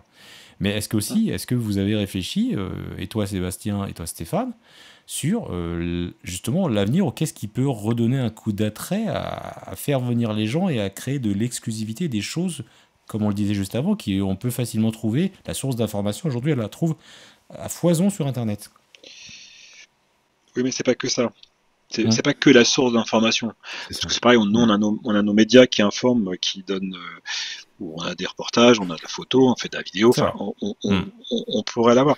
Mais c'est le contact, c'est le fait de pouvoir parler, de pouvoir conseiller. Et plus il y aura justement une offre avec de l'info en ligne, etc., plus on a besoin à un moment de pouvoir échanger avec quelqu'un. Et comme on passera de... Je reprends aussi l'exemple de Thomas qui disait bah ouais là, si je dois aller sur un salon, c'est sur mon temps de travail. Alors ça c'est dommage aussi que ce soit perçu comme ça par les entreprises. Il faut pas le voir comme effectivement comme quelque chose qui est time consuming, mais c'est comme un moment aussi d'enrichissement pour découvrir d'autres personnes, d'autres produits, d'assister à des conférences. Mais ça, il y a rien qui le remplacera. Enfin, il y a rien qui peut remplacer ce rendez-vous. C'est comme si on disait bah, maintenant il n'y a plus de restaurant, on mange chacun chez soi, puis on se regarde avec une visiocaméra en train de manger plutôt que d'aller en groupe dans un restaurant. C'est pas possible, quoi. On l'a vécu pendant le Covid, les apéros Zoom, enfin, c'est pas vraiment la même chose, quoi. Donc soit le salon disparaîtra pour X raisons, mais moi je suis plutôt optimiste sur son devenir. C'est vrai qu'on est sur un secteur aussi qui a eu, tu parlais de grands halls, mais parce qu'il y a eu une concentration phénoménale. Quand j'ai commencé à écrire dans ce métier, il y avait 10 acteurs sur le montage non linéaire. Voilà. Donc aujourd'hui, ils sont 2,5, on va dire. Donc c'est ou 3. Voilà, ça s'est concentré. Et pareil chez les fabricants de caméras, et pareil sur le stockage. Enfin, voilà, les boîtes se sont rachetées, certaines ont disparu corps et âme, des industriels français ont disparu aussi, des fabricants. Donc et puis les stands aussi se sont réduits, et des secteurs ont disparu. Aussi du Satis, où il y avait, quand il y avait la vidéoprojection, il fallait des grands stands parce qu'il fallait de la place, du recul. Ils ont fait le choix à un moment, parce que ça n'a pas été non plus la politique des organisateurs de l'époque, de soutenir cette partie-là. Il fallait faire des efforts, je pense, sur le mètre carré. Il fallait pas paye le même prix qu'un exposant, parce que tu avais besoin de recul, donc t'avais pas le choix, quoi. Maintenant, on essaie justement de les faire revenir. On a commencé cette année on a fait un mini village là, qui s'appelait l'AV User Club, et qui a super bien marché. Donc, et je pense que c'est marque de l'intégration corporate, du Crestron, du Shure, du Télévic ou d'autres. Tu l'as dit tout à l'heure, tu reprends le salon depuis 4 ans, mais c'est vrai que dans la tête des gens qui sont peut-être comme moi, comme Sébastien et comme Thomas, depuis maintenant quelques années dans le métier, plus pour Sébastien et moi, Thomas est encore plus jeune, quoiqu'il ait grande expérience, c'est vrai qu'on a toujours eu cette image aussi, et notamment peut-être à cause de l'ancien organisateur, un peu, voilà, c'était exorbitant en termes de tarification, et que, comme tu le disais, il y a des actionnaires derrière, il y a des engagements, il faut des résultats. Ah oui. Et donc, c'est sûr qu'entre ce qui se passait avant et toi, la philosophie que tu nous présentes, et que j'aime beaucoup, vraiment, et franchement, j'espère effectivement que voilà, bah, tu vois, le Satis est l'un des rares salons qui s'est tenu aujourd'hui. Il n'y a pas eu le NAB, IBC. C'est assez mal parti, hein. Enfin, ceux qui vont à IBC, il faut y aller avec la trousse de secours, hein. Bah, déjà, ouais, les bars vont fermer à 20h, le salon va fermer à 16h. Ouais. Il va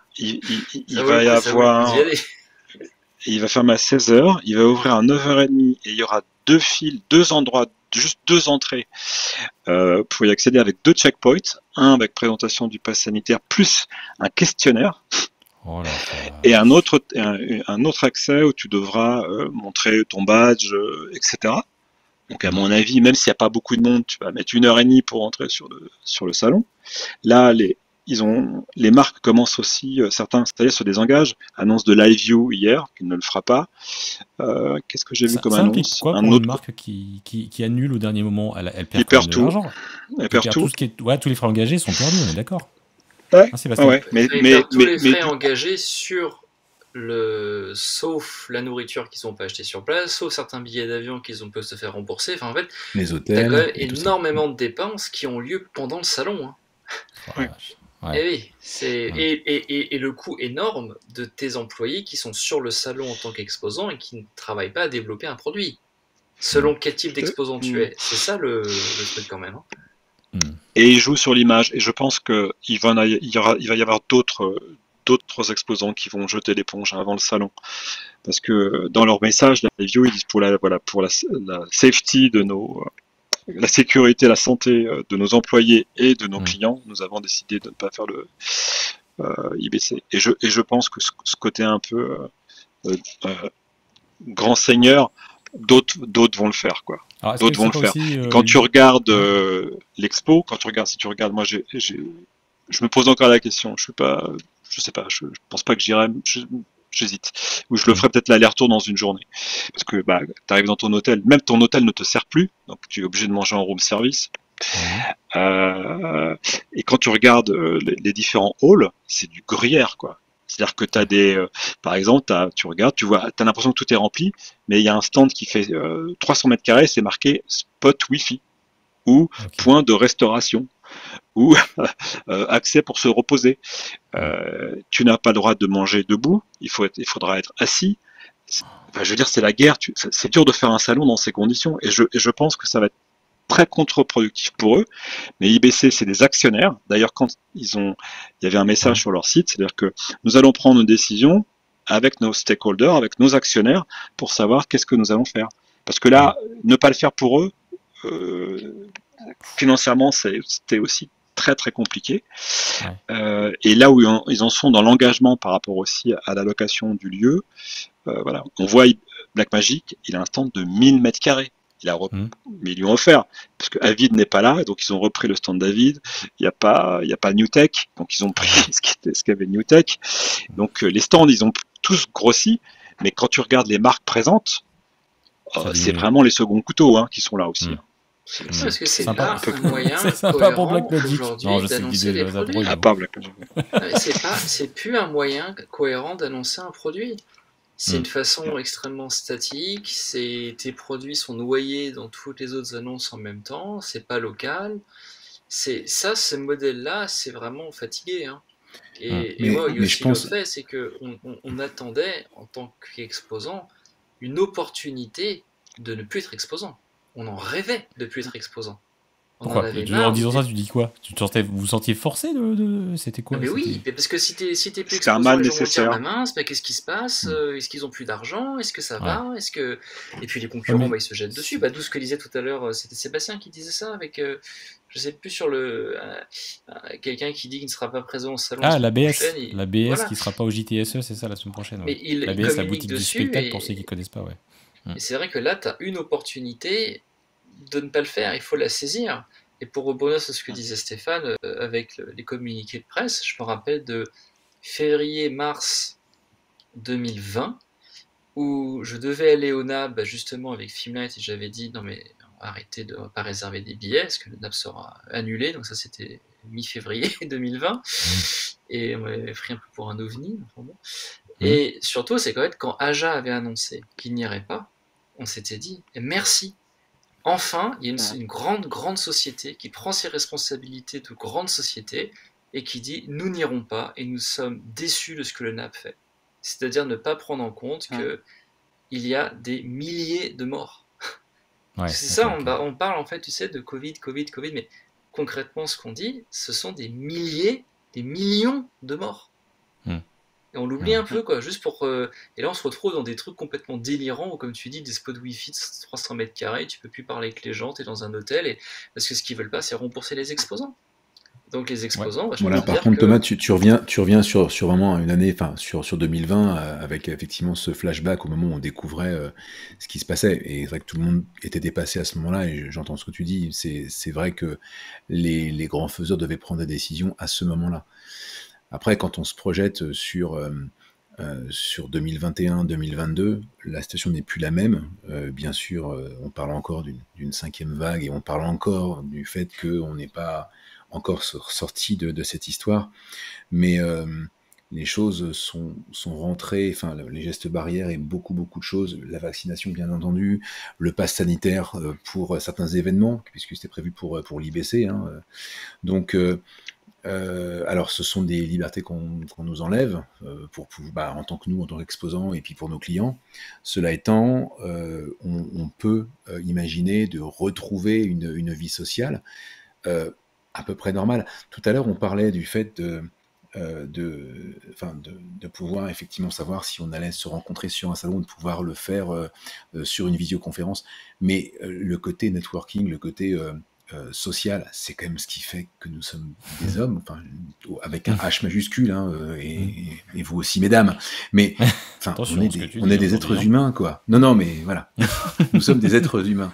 Et enfin, entre guillemets, on ne vit que pour ça, pour pouvoir échanger, pour pouvoir dialoguer, se rencontrer. Et alors attends, moi j'ai une suggestion, Sébastien. Ce que Avid faisait avant, est-ce que Stéphane, toi demain, faudrait pas que tu fasses la même chose? Je m'explique. Avant, Avid organisait tous les ans une grosse fiesta dans un lieu privatisé. Toute la profession était invitée, les revendeurs, et franchement, c'était un super moment. Et là, il y avait du lion lourd. Hein. Alors, il y avait vraiment tout ce qu'il faut. Est-ce qu'à un moment donné, je sais pas, c'est gratuit, Stéphane. Est-ce que l'année prochaine, faut pas faire une grosse soirée festive avec un super groupe et faire une grosse teuf?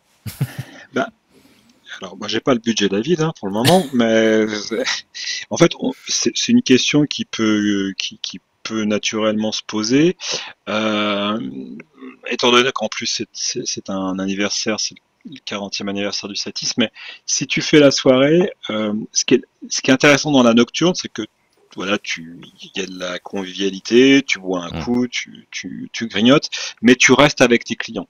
Si tu fais une soirée, ça va être musique à fond. Peut-être encore plus d'alcool, et je sais pas si les gens vont vraiment se parler. Enfin, alors, est-ce qu'il faut faire la soirée après la nocturne, mais du coup ça fait des amplitudes aussi horaires qui sont un peu délirantes. Et est-ce que la soirée risque pas de noyauter justement la dimension networking, quoi? Alors, je sais Après, pas. m'interroge. Je pense que c'est, enfin, pour moi, il y a une grande différence entre salon professionnel et plutôt séminaire, parce que bon là on se dirige plutôt vers cet élément-là. Donc pour parler donc de CSI audiovisuel, avant que j'arrive dans l'entreprise, elle était également connue pour organiser des séminaires où il y avait entre 100 et 150 clients. On les emmenait au Portugal, on les avait pour nous tout seuls pendant 2-3 jours, et il y avait des séances de travail, il y avait de la détente, il y avait un petit peu tout, et finalement ce cocktail plaisait énormément, parce que là il y avait vraiment des formations techniques, il y avait quelque chose de très très pointu. Et puis en même temps, il y avait un petit peu de networking, il y avait un petit peu de communication, et tu vois tes clients comme tu les vois jamais, on va dire. Le séminaire, c'est une très très bonne solution aussi. Ouais. Seb, je crois il faudrait peut-être que tu déplugues et tu replugues ton micro, il nous fait un son bizarre. Il nous fait un... Ok. Et pour aller dans le sens de Sébastien, moi déjà, préciser les commentaires que j'ai dit avant, c'était sur les gros salons. Je pense vraiment que l'avenir, c'est sur les événements locaux. Ouais. Ça change toute la donne. Mais en plus de ça, je pense que oui, en effet, c'est le rôle plus d'un fournisseur, d'un fabricant ou d'un distributeur de faire ces soirées, je pense, parce que c'est leur client.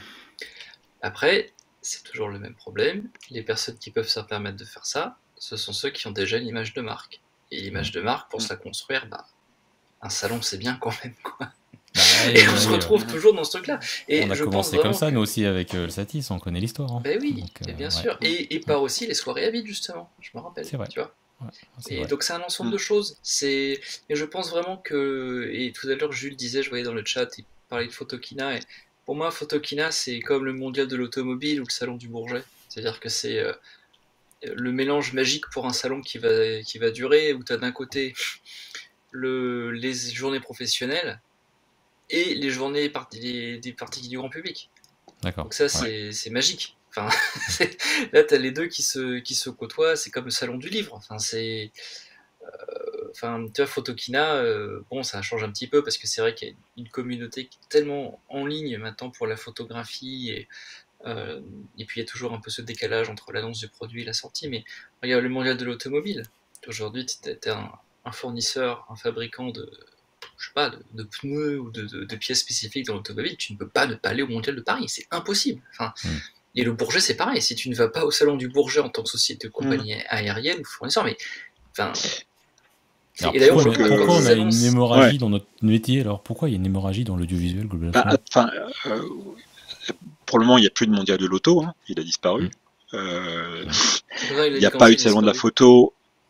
Ah, mais il n'y a plus de mondial de l'auto. C'est fait.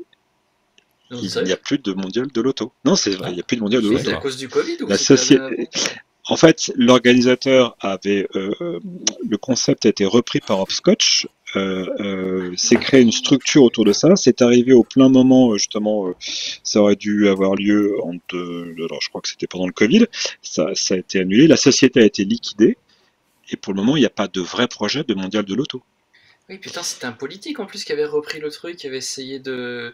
Mais c'était une histoire délirante, je me rappelle maintenant, où en fait les frais qui avaient été avancés étaient complètement déconnectés de... Non, bah alors, prenons le mondial de Genève. En tout cas, le Bourget, il est toujours là.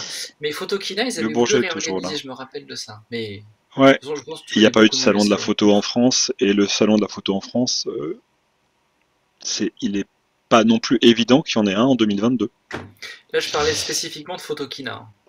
Oui. Tu as raison. Alors, pour conclure un peu sur, on va bientôt mettre un terme à cette émission, mais est-ce que justement le fait de ne pas faire ces salons, est-ce que ça peut, est-ce que demain, si tu étais privé demain d'un autre satis, est-ce que ça pourrait avoir la peau de ta société de ne pas avoir, entre guillemets, parce que c'est quand même des revenus financiers pour ta société aussi, en tant qu'organisateur. Bien sûr. Donc, est-ce que ça représente un risque quand même important ou pas? Oui, ça représente un risque important, parce que nous, on n'est pas un organisateur de salon avec un S, hein, un organisateur d'un salon. Donc, on a pu, l'année dernière, en faisant, on n'a pas fait de salon, on a fait notre plateau télé où on a malgré tout pu avoir quelques recettes. On a fait du sponsoring, on a fait différentes choses. On a quelques partenaires institutionnels qui nous ont suivis, donc voilà, on a pu dégager un peu de chiffre d'affaires, et des gens nous ont aidés, plateau, matériel, humain, pour le faire, mais ne pas faire un salon 2 années de suite, oui, je crois que ça aurait fragilisé grandement l'entreprise. C'est sûr. Sébastien, toi, tu vois comment justement l'avenir sur les salons? Donc la semaine prochaine, on a compris JTSE, donc allez voir CSI Audiovisuel, Freevox, Audiopole, toutes les grandes marques, et vous aurez Sébastien avec son super sourire, et il va vous recevoir, vous allez voir le lion, il va bien passer, surtout le soir de la nocturne avec des petites coupes de champagne, vous allez voir, ça passe encore mieux. Venez, donc qu'est-ce que Nantes, le JTSE? Non mais pourquoi? Je viens de regarder, mais c'est pas à Paris en fait. Bah si. Les organisateurs sont à Nantes. C'est à Paris. Ah oui. Ah, c'est à Paris, on est d'accord. Ah oui, Doc Pullman, parce que j'ai tapé JTSE, c'est un petit foire des expositions de Nantes. Oui, mais l'organisateur est à Nantes. Quand même, parce que... C'est ça. C'est en fait au même endroit que le Satis, donc voilà, ce sera au Doc Pullman, Eiffel et Haussmann à partir de mardi prochain. Mais écoute, alors bon, moi forcément, j'ai pas la même problématique que Stéphane, puisque bon, s'il n'y a pas de salon, je sais que du coup, j'aurai pas ce fameux lien, j'aurai pas cette rencontre avec mes clients.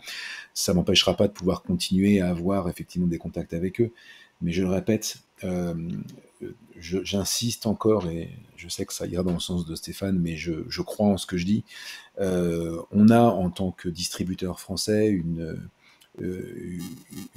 vraie responsabilité de pouvoir être animateur et partie prenante dans les marchés qu'on vise.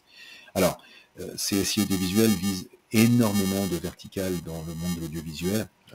On couvre les broadcasts, la post-production, le live, aussi bien dans le son que dans l'éclairage, que dans la vidéo. Ok, parce qu'il y avait ton son qui était bizarre, mais c'est revenu normal, ouais. D'accord. Faudra essayer un autre micro la prochaine fois. J'essaierai. Ouais, pardon. Mais voilà, donc on a cette responsabilité et j'avoue que je me projette difficilement dans un monde dans lequel le Covid nous aurait retiré cette interaction avec nos clients. Sincèrement, le digital a forcément une part importante dans la communication d'aujourd'hui et de demain, mais il ne remplacera pas la vraie raison d'être de l'homme, je le répète, c'est-à-dire la connexion et les rencontres, tout simplement. Ok. Voilà. Donc, je partage ton point de vue. Thomas, est-ce que toi aussi tu as quelque chose que tu veux dire justement?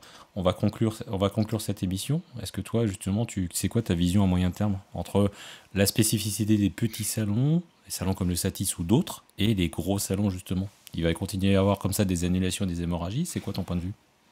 Je pense que ça va être très compliqué pour les gros salons. Il va falloir qu'ils se repositionnent, comme le disait Stéphane, par exemple NAP, un salon plus américain.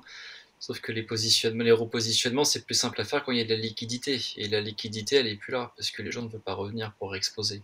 Tu vois, le problème n'a pas été réglé avant, c'est plus dur maintenant. Par contre, c'est vrai que je pense que pour tout ce qui est en local, et nous on le voit, hein, enfin, moi, les fournisseurs, je vois que déjà quand on les appelle, on les a facilement au téléphone. Mais surtout, on sent que moi j'ai souvent des sociétés qui contactent en ce moment qui disent ah, on va repasser à Paris. En fait, on sent qu'on va rentrer dans une phase de. Les gens ont envie. Mais après, il faut aussi, dans d'autres pays, là je parlais encore avec des Allemands, eux c'est encore.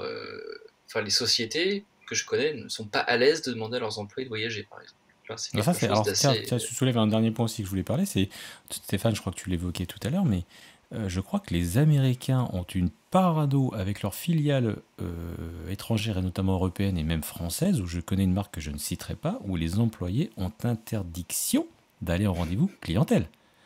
C'est un truc de dingue, parce que je sais pas, ils ont peut-être peur qu'ils chopent le Covid et qu'après ils disent ah ben vous m'avez envoyé chez tel client, c'est de votre faute, et qu'ils se prennent un procès dans la gueule. Est-ce que c'est une réalité ça? C'est une réalité. Qui plus est, les marques. Nous, sur le Satis, on a, comme je le disais, des exposants qui sont des constructeurs, des éditeurs, des distributeurs. Et certains de ces constructeurs auditeurs sont des étrangers et peuvent venir en nom propre. Il y a des marques américaines qui avaient interdiction d'exposer. Et ça a continué. Idem pour certains Allemands. Alors on avait des Allemands présents comme Riedel, mais d'autres Allemands n'avaient pas le droit non plus d'aller sur des salons. Donc ça a été aussi la difficulté de monter le salon, c'est-à-dire qu'entre ceux qui ne peuvent pas, ceux qui n'ont plus les budgets, ceux qui avaient trop d'activités, ceux qui n'avaient plus de produits, on s'en est bien sorti pour arriver à faire un salon qui tient la route. Oui, parce que de l'argent, il y en a. Parce que si on regarde un petit peu, moi, c'est ce qui m'a frappé, en tout cas, en faisant un petit tour au Satis, en parlant avec tout le monde. Il y a quand même eu une grosse coupure et un marché qui s'est mis en pause. Mais là, ça a explosé, les prods, les portefeuilles de commandes, à tel point que la pénurie, en plus, sur les composants et les gens qui ont besoin, les boîtes n'arrivent pas à fournir. Donc de l'argent, il y en a, en fait. Il y en a. Nous, on a des switch réseau, on a 1 an d'attente pour les avoir. Ouais, c'est ça. Sur des caméras, c'est ça. Hier, on me parlait de... C'était pas des caméras, c'était sur quoi? Je ne sais plus quel produit. C'était 6 mois d'attente. Même sur des vidéoprojecteurs en ce moment. Non, il y a du délai un petit peu partout, quoi. Donc le temps que le robinet s'ouvre, peut-être, j'espère que ces frustrations ne vont pas non plus être trop dures. Ouais, c'est clair. Je pense que la pénurie de matériel, ce serait presque l'objet d'un nouvel opus du Mundo d'Ayo, à mon avis, parce que c'est un sujet énorme. Pour 2022, ça va être très très compliqué. Le premier semestre, voire même plus, et on est tous dans le même bateau là-dessus aussi. En plus, ce qui est bien avec la pénurie de composants, c'est que c'est comme le Covid en 2020. Quand tu as un problème pour faire quoi que ce soit, attends, t'as une bonne excuse, tu vois. Il y a la pénurie de composants. C'était à cause du Covid, on n'a pas les produits à temps. Pourtant, moi je suis plutôt optimiste. Je pense que les gens ont fondamentalement envie, en plus, non seulement de se revoir, mais de rattraper le temps perdu. Et qu'il y avait des envies fortes que les choses changent. Et là, elles ont changé. Moi je serais très curieux de voir, en poussant, c'est un petit peu différent, mais c'est l'événementiel. est-ce que des grandes marques comme Apple vont revenir à des vraies keynotes? Ou est-ce que c'est fini? Ah, alors là. Ils ont quand même passé un step, hein, je sais pas ce que vous en pensez en 2 secondes, mais c'est vrai qu'ils ont placé la barre assez haute quand même dans la présentation de leurs produits. Hein. Et là, je sais pas quel budget ils mettent là-dedans, mais c'est impressionnant quand même. En gros, ça doit être beaucoup moins que faire une keynote. Ouais. Parce que la keynote, t'avais quand même le contenu à présenter, fallait inviter les gens, fallait les nourrir. C'est un buffet pour 3000 personnes. Enfin, c'est... Non, et puis t'as le truc magique, c'est que tu peux... Moi, c'est tout le problème que j'ai eu quand je faisais partie de certains, des fois, de webinaires. Je disais, mais pourquoi vous nous faites faire des démos en direct? Je veux dire, enregistrez-nous, diffusez-le, ça se voit pas, et des sociétés l'ont fait, où après, tu mets le même t-shirt après, tu réponds aux questions, mais là, tu fais une keynote, tu te loupes une fois, tout le monde le voit, on parle que de ça, alors que quand tu as une vidéo enregistrée, bah, tu peux faire plusieurs prises. C'est quand même... Ouais, mais bon, regarde, ce soir, on est en live sur Twitch. Twitch, je pense qu'on pourra refaire une émission dans un an et on en reparlera parce que c'est une plateforme qui est en train de complètement changer, qui est en train de se transformer, qui va exploser. Vous verrez, en tout cas, c'est le pari qu'on a pris en faisant cette émission sur le monde de Dayo sur Twitch aujourd'hui. Et je pense qu'on est quasiment les seuls à faire ça aujourd'hui sur l'univers de l'audiovisuel, mais pas que. Je rajoute le mais pas que à chaque fois parce qu'on se réserve le droit de dériver sur d'autres sujets, toujours avec un lien. Donc vous verrez qu'effectivement, en tout cas, moi je trouve que le live est important. Comme le disait Sébastien tout à l'heure, le lien, le contact humain est fondamental et essentiel. En tout cas, tu prêches à convaincu, Sébastien, ça c'est clair. Stéphane, sur Satis, j'espère en tout cas effectivement que tu vas continuer et qu'effectivement on retrouvera, je l'ai quand même, moi je l'ai ressenti, j'ai retrouvé, ça faisait longtemps que j'étais pas venu au Satis non plus, donc je confesse, votre honneur, je n'étais pas venu depuis 2015, en fait, voilà, j'étais présent en 2015, c'était mon dernier Satis en tant qu'exposant, et ça m'avait marqué le fait d'avoir un salon avec personne, avec les attentats, c'était épouvantable, et ça avait, pour nous, ça avait mis un terme en disant, bon ok, c'est bon, on arrête, et puis je dis pas que j'avais boudé le Satis, mais j'étais assez content quand même de revenir et de, comme tu dis Sébastien, de retrouver les gens, les contacts. Alors un peu frustré de pas avoir certaines marques, c'est vrai, tu vois, il y avait que Sony comme fabricant de caméras, il y avait pas, je crois pas, non, il y avait pas Pana, il y avait pas Canon. Si, Pana était là. Pana. Enfin, ils étaient représentés par par les distributeurs, et donc en fait, c'est ce qui se passe aussi. D'ailleurs, Avid, étant américain, ne pouvait pas être là. Il avait envisagé même de faire une keynote, mais qu'ils ont dû annuler. Mais les budgets ont été pour les revendeurs. Donc, tu pouvais retrouver des produits chez 44.1 ou chez d'autres, ou CTM, et Canon et Pana. Pana avait un gros stand mutualisé avec Visual Impact. Ouais, c'est ça.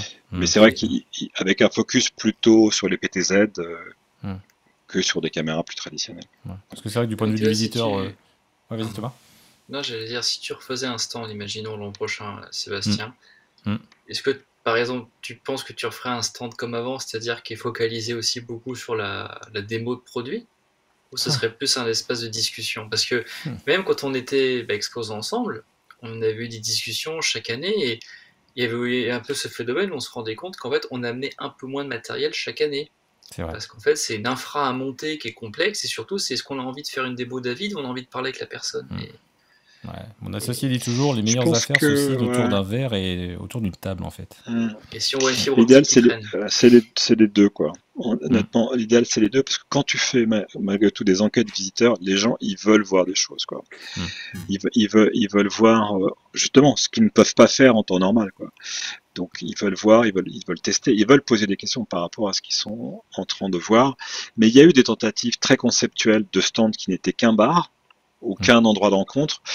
Il y a pas beaucoup de monde dessus. Il n'est pas attiré par un produit, par une nouveauté, c'est dangereux pour certains, et certains sont revenus sur quelque chose d'un peu plus traditionnel, si on le veut, pour montrer du produit, faire une démo, et malgré tout, tu as la nocturne où tu ressors les verres, le champagne, et tu fais du socialisation qui marche bien. Moi, je crois beaucoup point de départ de discussion. Ouais, moi, je crois beaucoup aussi à la valorisation et à la, tu vois, c'est ce qu'on fait aujourd'hui avec cette émission-là et sur d'autres thèmes, puisque c'est les retours que j'ai sur les émissions sont rediffusées, pour certaines sont remontées sur la chaîne YouTube, certaines en format un peu plus tuto technique, et c'est vrai que je trouve que la vulgarisation et surtout le fait de de donner du sens aux usages et ce que les gens en font en fait, parce que la technique pour la technique, c'est assez barbare, ça intéresse une frange de gens effectivement qui viennent pour SoftSatis, ça je suis d'accord, mais il y a aussi le côté partage d'expérience, ce que j'appelle les use cases, Oui, où tu vois, oui, ça c'est ce que je hyper mets dedans. important. Ouais, Ouais. oui, tout Et à fait. justement, quand tu invites dans des conférences des clients finaux qui montrent leurs usages et pourquoi, entre guillemets, ça a été génial de bosser avec tel produit de chez CSI et du visuel, on fait de la pub, placement de produit. Et donc voilà, enfin, tu vois ce que je veux dire. Mais bon, écoute, en tout cas, je partage vos points de vue à tous les trois. Une petite phrase de la fin, chacun pour vous. Je finirai par Stéphane, je commence par Thomas. Oh bah ouais, mais moi j'étais pas préparé, moi je pensais que quelqu'un d'autre C'est allait du dire un direct, truc faut et pas te j'allais dire couper, ah vas-y. bah oui, bien vu. Non bah Sur la thématique, voilà. Est-ce que pour toi le Covid-19 aura raison de certains salons Voilà. Bah, pour être peut-être plus modéré, je pense que ça va fortement changer comment les sociétés veulent communiquer sur le long terme et qu'il y a certains salons qui vont devoir sérieusement se repositionner, quoi. Ok. Sébastien?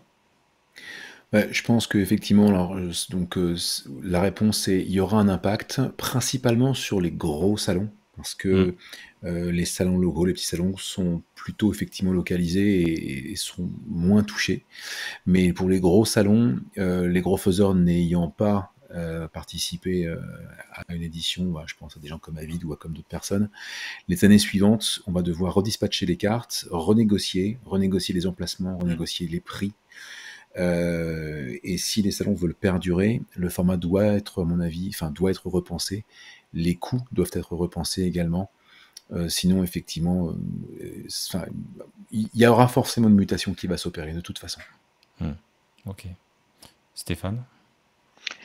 Oui, je peux qu'abonder dans ce sens. Et c'est pour reprendre ce qui avait été dit aussi tout à l'heure par Thomas, le fait de ne pas faire un salon pour une marque, pour X raisons indépendant de la marque, ça peut se dédouaner de le faire l'année d'après, quoi. Pour en avoir parlé justement avec certains gros constructeurs qui ont été absents d'un AB et d'un IBC, ils ont fait des vraies économies. Avid est revenu avec des revenus positifs. En grande partie, c'est l'absence sur les salons qui a permis de rehausser la marge. Donc il ne faut pas non plus là-dessus cacher ça, quoi. Donc ces gros salons, ces grandes marques je pense que les marques peuvent perdurer, mais ça nécessite de repenser le salon, parce que ça sera des stands plus petits, parce que ça sera plus modeste, parce que je reviens sur les co-responsabilités, on ne mettra pas non plus, il faudra des stands qui soient réutilisables, c'est plus une moquette qui fait 20 cm de haut avec de la mousse et on jette tout à la fin. Voilà, ce genre de choses qui vont aussi penser à réfléchir un peu différemment, de limiter les déplacements, et donc les salons locaux là-dessus sont beaucoup plus réactifs, peuvent beaucoup plus facilement toucher leurs clients parce qu'ils connaissent leurs visiteurs. Un AB ne connaît pas ses visiteurs, ou un IBC ne connaît pas. Nous, je ne vais pas dire que je les connais tous personnellement, ça sera un petit peu exagéré, mais on les connaît, c'est ce qui donne aussi cette relation de... Ouais, c'est ça, tu connais au moins les ouais, vaut mieux, mais voilà, ça donne une relation de confiance, et c'est ce qui donne effectivement cette opportunité, qui va être complété par de la communication sur les réseaux sociaux, dans la presse, dans du marketing direct, pour faire un tout, voilà, pour se faire connaître et reconnaître de ses clients et ses prospects. J'ai une petite anecdote là-dessus, assez amusante, en parlant du NAB. Il y a 2-3 ans, quand je travaillais encore pour Fieldlight, on avait était à Washington, faire des présentations, et j'étais allé me promener un peu après, et au détour d'une rue, je tombe sur un bâtiment qui est en fait le NAB, c'est-à-dire le siège de l'association, donc National Association of Broadcasters. Et tu te dis, alors là, si j'avais dû imaginer où le NAB était basé, je n'aurais jamais dit un truc genre 500 mètres de la Maison Blanche. Et c'était le symbole parfait de la déconnexion complète, quoi. C'est-à-dire que ok, il y a du broadcast à Washington, mais les plus grandes villes de broadcast aux États-Unis, c'est pas Washington, c'est New York, c'est Atlanta, c'est c'est Los Angeles, mais c'est tellement incongru, quoi. Et ça se retrouve bien un peu, oui, ça se retrouve bien un peu ailleurs, quoi.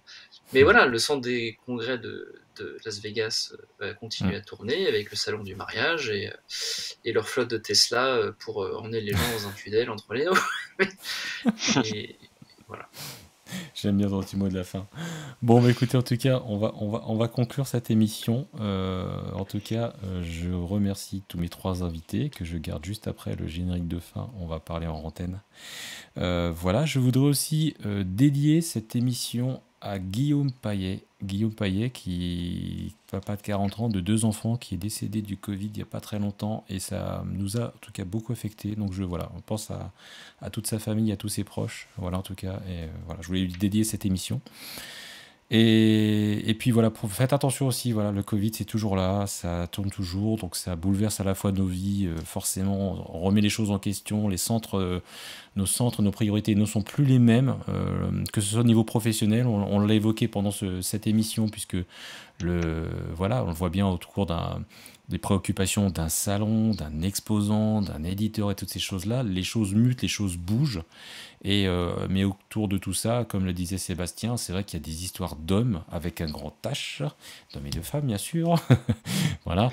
Donc j'abonde entièrement dans ce point de vue et je pense que voilà, la vie ne se passe pas non plus comme vous le faites là maintenant derrière les écrans. Il n'y a pas que ça. Faut sortir, faut aller rencontrer les gens, faut que les fournisseurs aillent voir leurs clients, que les clients aillent voir leurs fournisseurs, qu'ils bougent, aller dans les restaurants, voilà, toutes ces choses-là. Enfin bon, je vais pas essayer de donner des morales et des leçons, mais en tout cas, on va essayer de finir quand même sur une note positive. Et en tout cas, merci à tous les 3. En tout cas, Stéphane, en tout cas, bonne continuation pour toutes les entités de ton groupe et pour voilà, le prochain Satis en 2022. Sébastien, bon courage pour JTSE la semaine prochaine. Voilà, Thomas, on se voit la semaine prochaine pour la prochaine émission. Et d'ici là, je vous souhaite à tous une très bonne soirée. N'hésitez pas à partager cette émission, à la regarder en replay, à en parler. Voilà, on est pour l'instant la seule émission sur Twitch qui parlons de ça et on va continuer à aborder tout un tas de sujets très intéressants et très passionnants. Certains seront plus techniques. On aurait pu faire cette émission-là pendant le mardi matin, effectivement, parce que c'est plus thématique assez spécialisée de niche. Mais vous allez voir qu'il y aura d'autres sujets qui seront plus ouverts. Voilà, il y aura toujours ce lien avec l'audiovisuel. Et en tout cas, j'espère que vous appréciez ces moments passés avec nous. En tout cas, moi, je passe toujours un très très bon moment avec mes invités. Et c'est vraiment le format qu'on voulait créer et qu'on a créé. Et on va continuer. En tout cas, voilà, je me souhaite longue vie au monde de Dayo, longue vie au Satis, longue vie à CSC Audiovisuel. Non, mais bon, voilà. En étant sérieux, en tout cas, je vous remercie tous. C'est moi, monsieur Jules, le réalisateur. Ah oui, je remercie quand même Jules qui réalise à distance cette émission. Voilà, c'est comme quoi on peut faire effectivement à distance les choses et ça marche bien. Et puis je vous souhaite une très bonne soirée à tous et à bientôt. Au revoir.